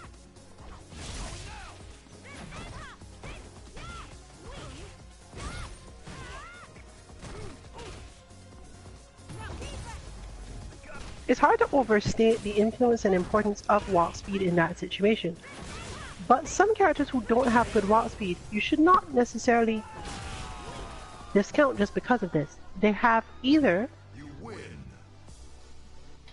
decently good moves for getting them forward without losing much advantage, leading to the situations we discussed before about jumping out or similar, or relatively long-range command grabs or jumping buttons from neutral, which deal with a lot of other situations. However,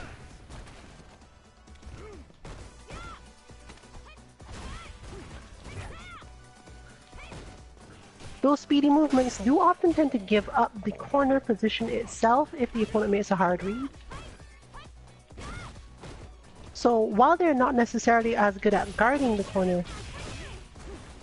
they are decently good at dealing big damage to anyone who guesses wrong on their attempt to escape it,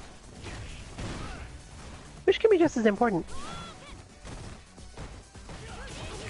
Understanding the difference in what your opponent expects from a particular character that way is what leads to things like Fujimura's last interaction With basically throwing the opponent to death in the corner because they're not expecting to be thrown with Ibuhi that way so much, because she doesn't benefit as much normally from that playstyle. They're expecting an attempt to open them up. You can only push this so far again because of course at some point randomness will become a part of it. But understanding of psychology can be a big deal in those situations. In short, it may look like the player is just guessing, but they're absolutely betting on something. And they're betting on something in their opponent's mindset, not does my opponent happen to do this or that.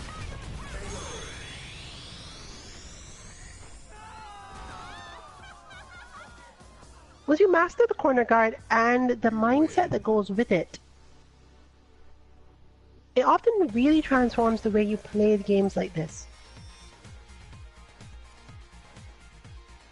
Because you've shifted the way you think about advantage itself in certain situations, you're less likely to press an advantage you don't really have, or just press an inferior advantage technically.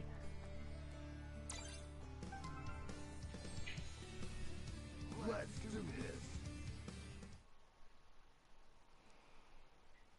That alone can be a big deal.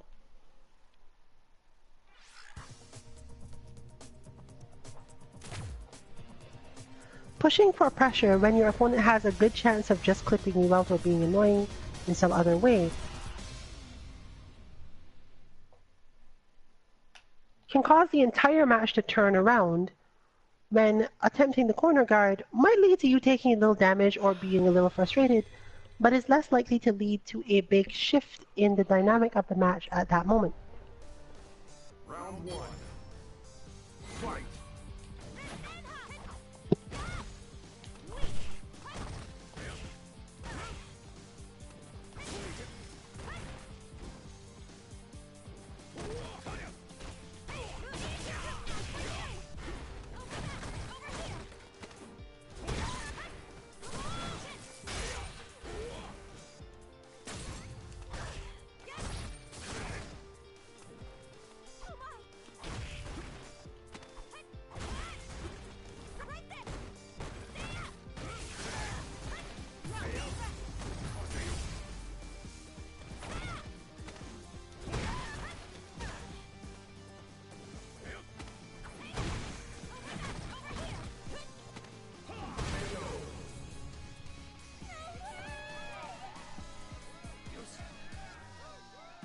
Round two.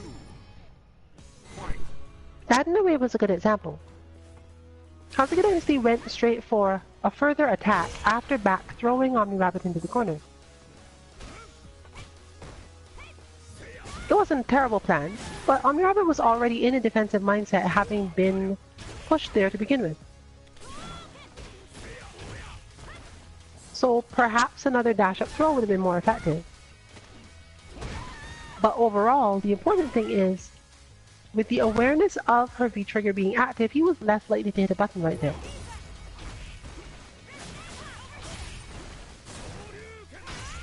While the corner guard may not have led to victory or been enough, thinking relative to it might have changed her decision about that particular position.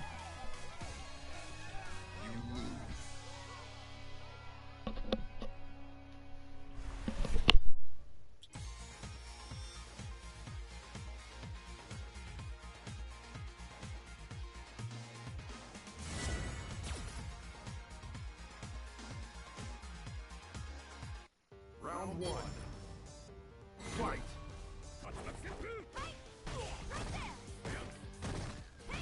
Once you learn to look at this, a lot of the things that feel as if they are random and don't make sense at least start to shift. Sometimes your opponent does do things that are random and don't make sense, but as you get higher and higher, that's less likely.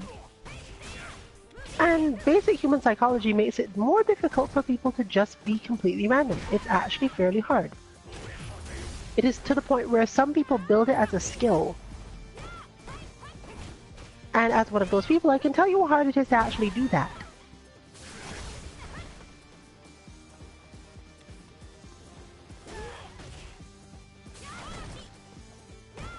It's easier to do it from pressure situations, because you're the one completely in control of the spacing. And it's easier to just go, okay, I'm going to do this now. But that, for example, was not unexpected, because OmniRabbit was in an offensive mindset, having just thrown 2 ES Hadoukens and probably looking for another way to move forward. He was attempting to create his turn, and Nazuki Dynasty gave him what appeared to be his turn and then took it back.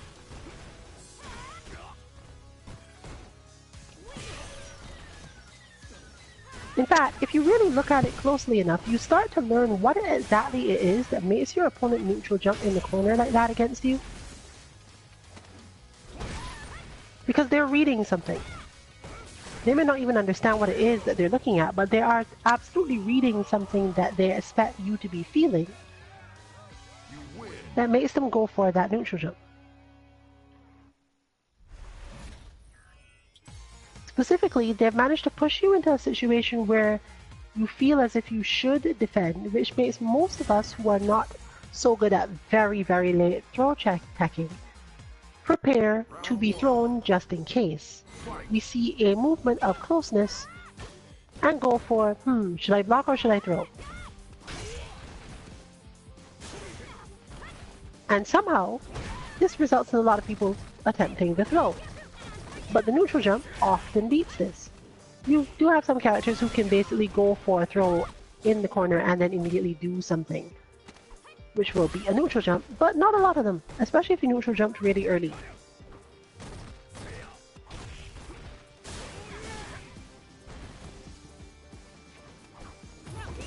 It's similarly possible for your opponent to read that you think you have a beat on them and then get ready for a particular thing. So, while it may feel as if there are some people who just do that, who just always do it, you should double check whether or not you are doing something or the situation they do it in has repeated itself often enough to make you think it was a good idea. Round 2. Fight.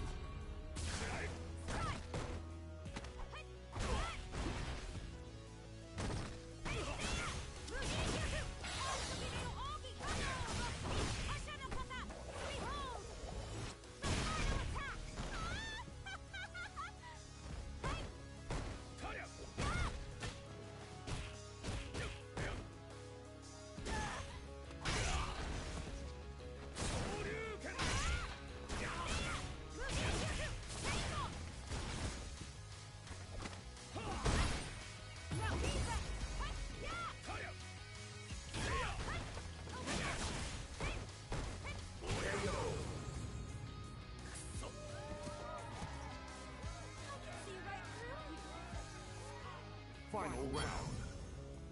Fight.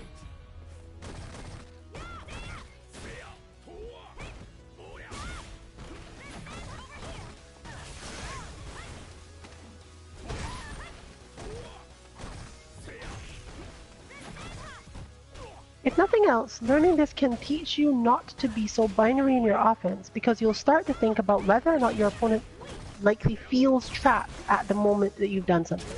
And that alone is enough to help you change your attack patterns. Just that subconscious feeling of, oh, my opponent should be feeling trapped right now. Therefore, I don't need to move. I shouldn't be moving yet.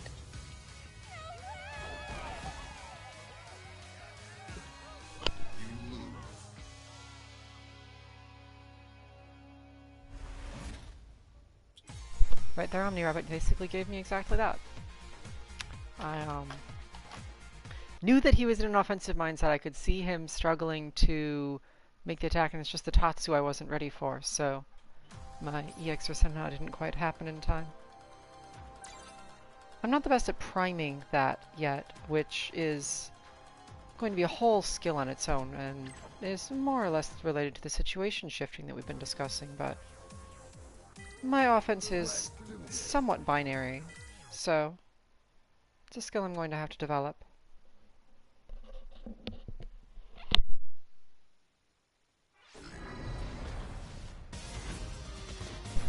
This is also how players make decisions to use particular, otherwise unsafe offense moves. The Tatsu in this case is a good option because Karin's offense is mostly, as mentioned, one that is checked by decent forward-moving moves. Now, it helps if your forward-moving move is safe, but if you are relatively short and she's going to be moving and is going to get hit, you don't really care if it's safe or not. You just care if it's forward-moving and doesn't trade or collide with her stuff. So in this case, you get to just do Tatsu, knowing that basically no matter what Karin does, if she wasn't defending, you're going to kick her in the face. That's all you care about.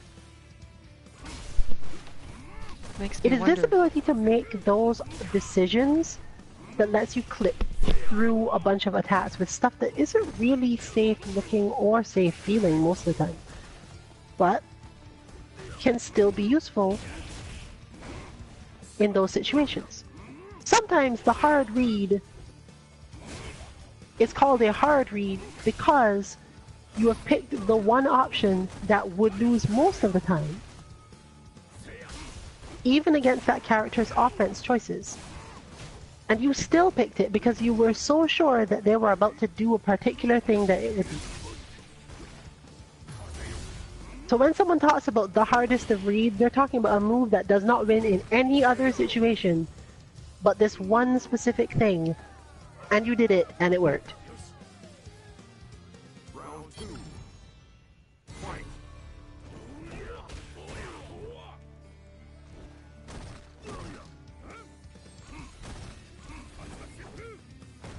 Fortunately, most of these moves are not super unsafe or stressful, and usually that is because they don't lose completely to things other than defense.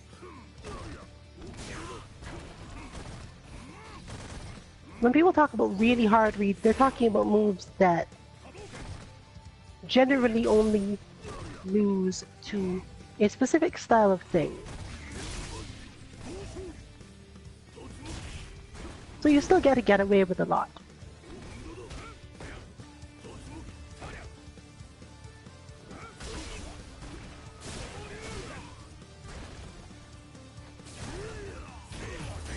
For example, a Shoryuken is not technically a hard read because it beats a lot of things. It gets punished really hard if you're wrong, but mindset would help you to not be wrong. As you get higher and higher, you realize a lot of top-level players land a surprising amount of certain things that you'd expect them to not land. You'll talk about people being 4 for 4 on certain punishes or similar, and it's really not all that good an idea. You'd think that it's guessing, but it's a little bit different than guessing.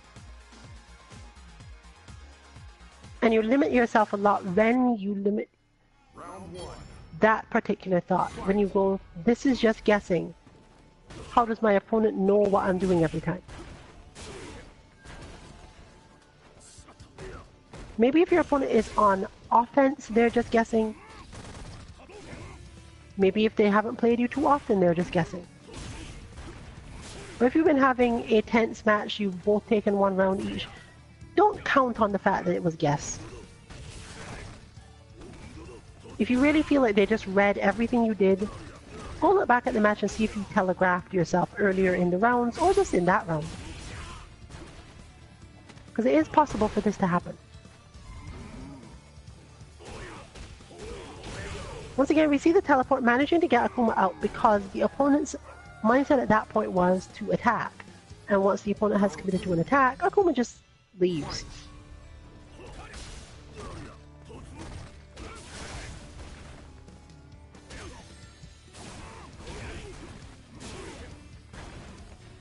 The harder part of the Akuma matchup is actually not pressuring people in certain corner situations. He's such a strong character at pressure that it often feels wrong to just leave the opponent alone because he doesn't benefit a whole ton from anything else. There are quite a lot of characters that can cause him more trouble, but he has really good anti-airs and really good pressure tools for locking you down relative to other characters. So if you decide to sit in the corner and not do anything, Akuma has a bigger advantage than if he didn't. But things like that are more likely to happen.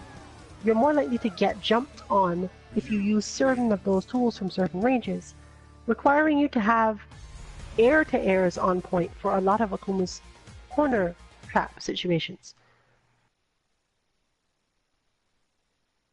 This is why sometimes you'll see high-level players just activate Akuma's V-trigger in order to extend their corner guard, just so they can do jump back air fireball or get more mileage off their regular Hadoukens. Or you'll see the situation where they throw the Hadouken, feel as if it was the wrong decision, but they're ready with the V-cancel, so they get to cancel out of it, dash forward, dash back, uppercut, any number of things. So if you've ever seen like Tokido just knock someone into the corner and just seemingly raw activate V-trigger for no reason, he does this in order to keep the corner guard. Whereas he doesn't specifically need the V-trigger activation for anything else at that moment. Round one. Fight.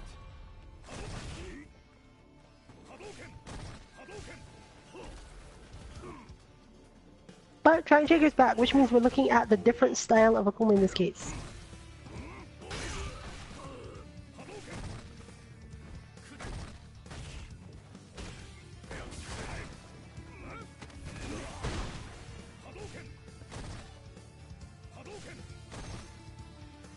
Giant Jaeger is the exact opposite of our Rashid from earlier. Someone who nearly never feels cornered until you actually corner them, and maybe even then don't care. This means that repositioning to get good jump-ins, to get good whiff punishes and all those things, become more and more important. And corner guarding that sort of Akuma player is much harder because they'll do things like that to you. Let me just hit sweep. What's the worst that will happen? The worst that can happen can be quite a lot, but if you're not expecting the sweep, then maybe not. Depends a lot on the range. Round two. Fight. Which leads to one of the most important aspects of the corner escape. The mix-up between a slight micro walk forward and a dash, which is almost imperceptible, but super important.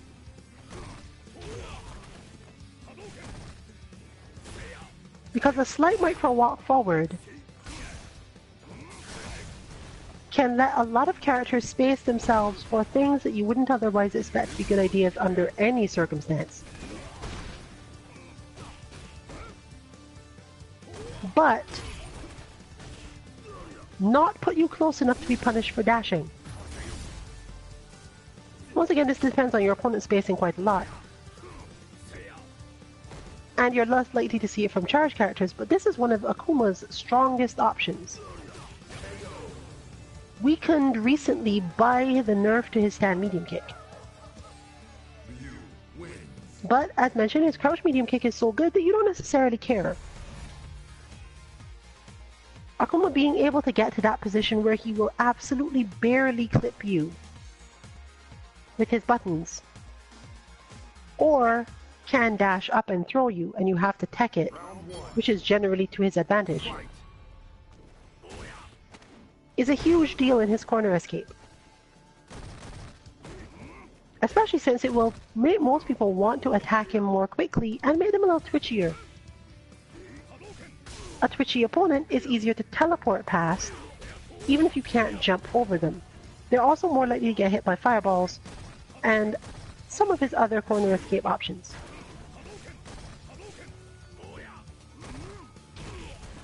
However, as mentioned, he doesn't really gain a whole ton from doing this too well. If the opponent is patient enough, it really doesn't matter.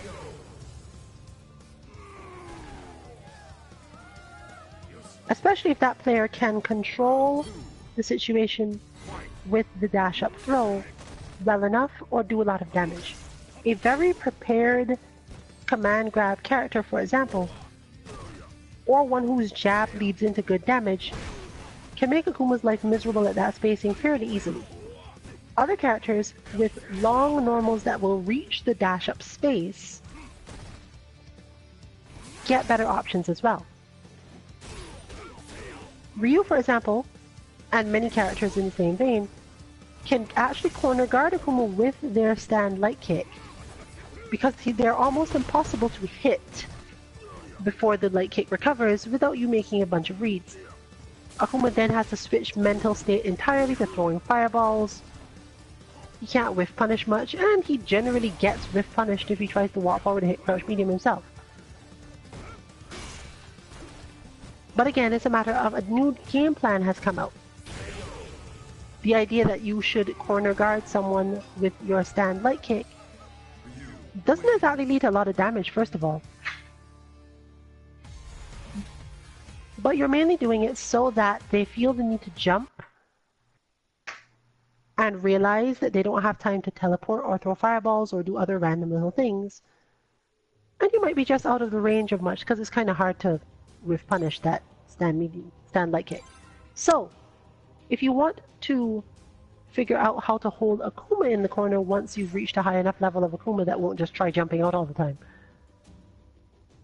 check your character's light buttons, particularly their light kick, because it will tend to target a space that helps keep Akuma trapped like that.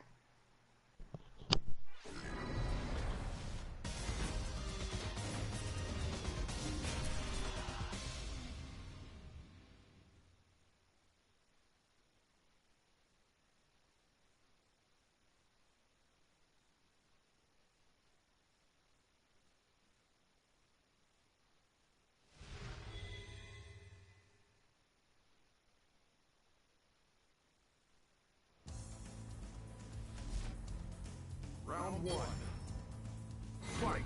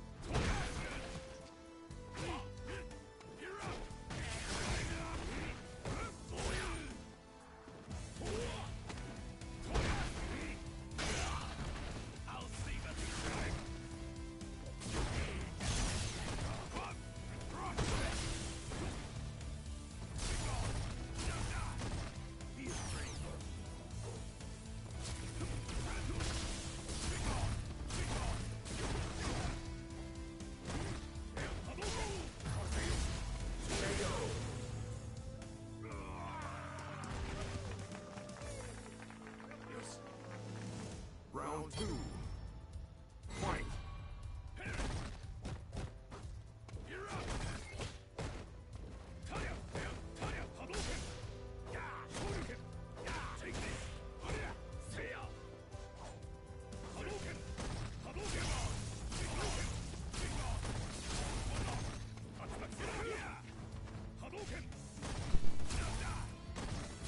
Zoning characters having a zoning battle from full screen are actually having a very specific form of this. This is because most good zoning characters are more than just a fireball. They are also a way to quickly make the way to the opponent and hit them while the fireball war is going on. Urien does this in an up-down movement, Ryu does it laterally, but there are lots of options. It is this reason, for example, that makes Ed not really a zoner. Despite having a really good fireball, he's more of a counter zoner and can't actually reach you. Falk is a little bit iffy as well, but she has good air shot options to make up for that. If you wanted to buff Ed to make Ed terrifying, for example, if he could do his V skill downward from the air and pull himself through from there, that would probably make him more of a zoner. Round one. Fight.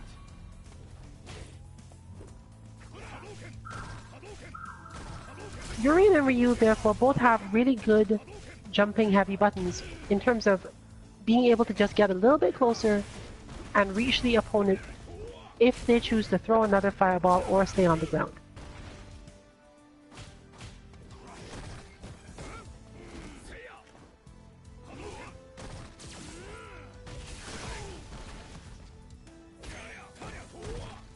Urian's zoning is slightly stronger in this matchup, but Ryu's benefit is that he could just parry out of a ton of things.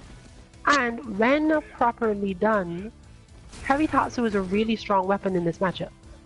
If you understand your spacing really well, Medium Tatsu is another strong weapon in this matchup.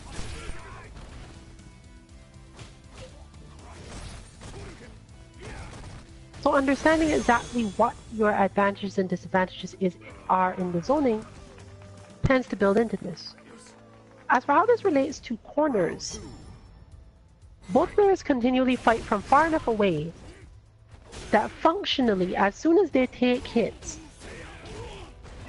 it's basically the same as being in the corner situation.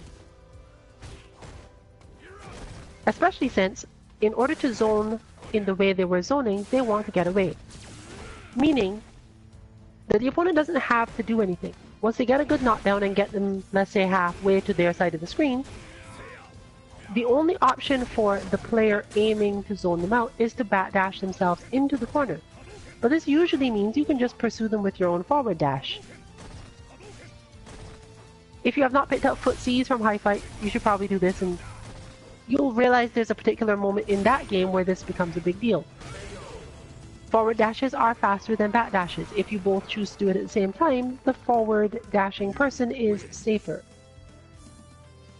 Therefore, you can completely chase an opponent to the corner off of one knockdown in the zoning war. And from there, unless you want to return to zoning yourself, depending on your own character, you're in corner guard mode.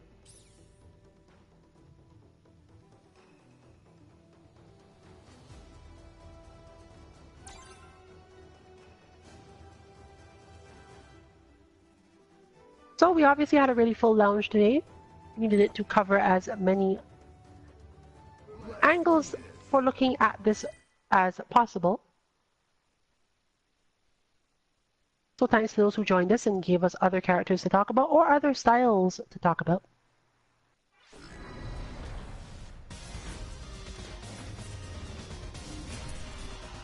As usual with our full lounge, we've gone on a little longer than usual, but unlike our Guilty Gear and Dragon Ball FighterZ streams, tomorrow and on Thursday, we will not be going all the way to 10 Eastern.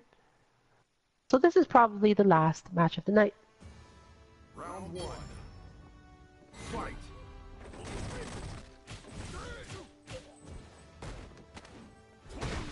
Omni-Rapid is much more used to playing this matchup with Lara.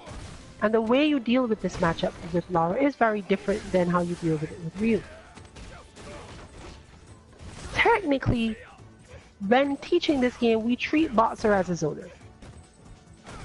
Not because he can keep you out with his space control, but because he doesn't really need to. If he's dedicated enough to playing cleanly, the rest of the situation that zoners create is still created. And from there it's just a matter of spacing himself correctly. In fact, even to the point where once you've trained against Kata 22, for example, you become very aware that Ryu throwing random fireballs at you is not actually safe for Ryu to do, especially if you manage to get too close before you blocked it. In some ways, Boxer is even safer then, and has a lot stronger options for getting in on you as counter zoning. If anything, his main disadvantage is that he can't easily cross the screen while his zoning is going on. But most of the time you don't really do that anyway, so you don't care.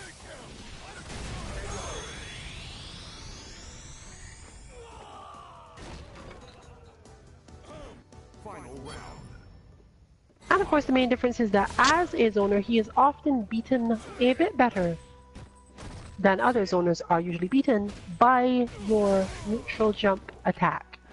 This is not because neutral jump attacks don't work on other zoners actually, but rather that most other zoners will stick out something while trying to jump in at you, which will cause a bad situation for them when they land. They'll have stuck themselves too far forward and got hit by your attack, especially if you have like a really long one like Ryu or Chun-Li or similar.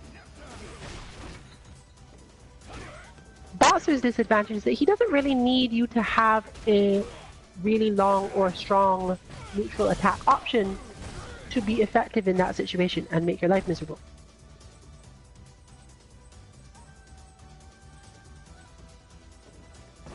And since he can't move forward, as mentioned, without losing his charge, or using his V-skill, you can make it fairly difficult. The key, therefore, in Boxer's case, is to get the life lead and keep it, or to just accept the fact that losing the life lead is a lot less meaningful on a character who is by definition able to hit like a freight train and take you all the way to the corner. Once he's done this, his corner guard is actually really good, as you'd expect from a boxer.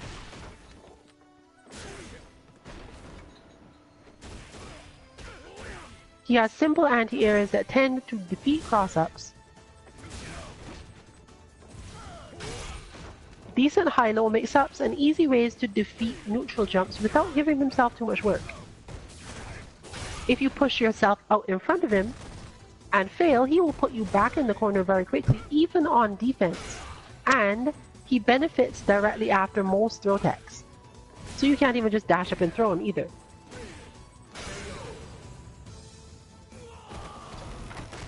A lot of your corner guard situations against Boxer have to do with holding onto your own V meter enough to V reversal. This is a decent, if not optimal, way of dealing with his corner pressure. But it also deals with his corner guard. Especially if your character is one of those who has one that moves them past him. He'll still hit you, but unless he has V trigger ready and charged, i.e. to be activated, not already active, this won't generally lead to too much.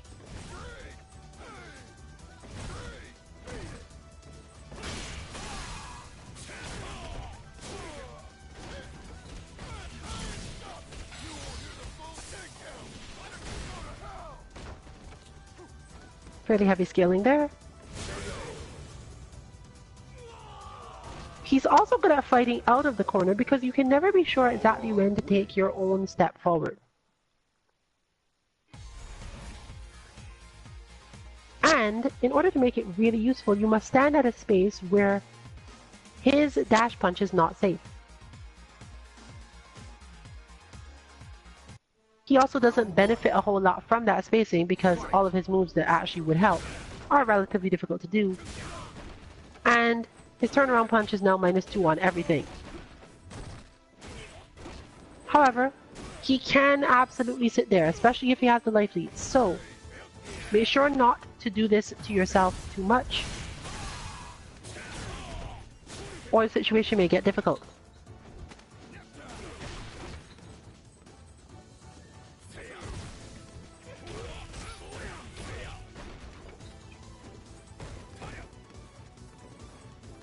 He's not the easiest character to open up while he's in the corner, but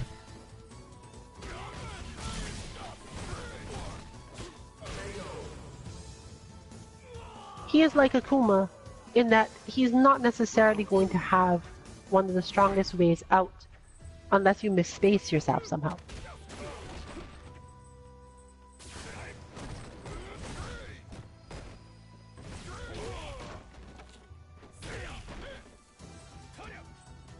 Fortunately, since the character often suffers from both the neutral jump in the corner as part of your corner guard, and from most of the fact that you're generally looking to hit lights against him anyway,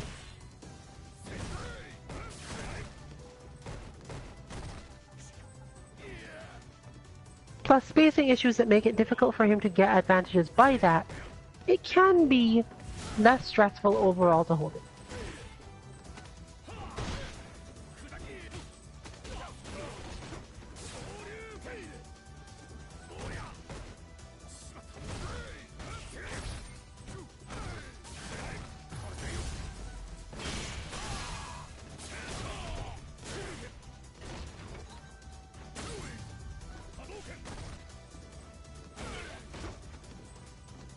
He's one of the characters in the game that's least likely to fight in mid-screen as if he's cornered though.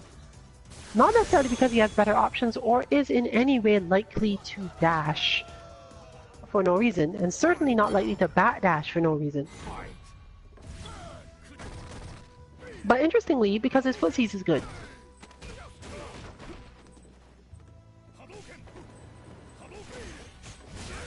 As shown there.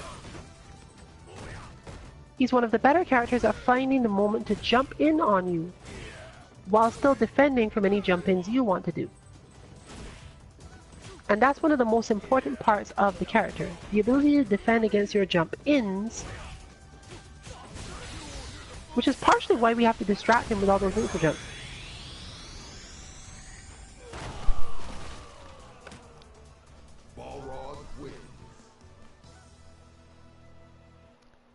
Alright then, I believe that was the last match for the night. So Yes, if you want indeed. Join us on Wednesday for the actual Sandbag Casuals version of this corner control thing, and on Friday for NashBot stuff. Indeed. The lounge may stay up for a little bit longer if you want to join in. The membership may vary, so get a look at the list. But otherwise, we are shutting down our stream for the evening. You can find the katas and bots we've been discussing on 2-mk.org. Obviously, the ones for this particular topic are not yet out, but when they do come out, you will be able to find them on our Twitter, 2_mk_FGC. So stop by for the Wednesday and Friday that Rillian just mentioned, or for our lounges of Guilty Gear and Dragon Ball Fighters on Tuesday and Thursday, respectively, at the same 7 p.m. Eastern Time. So, have a good night, everyone.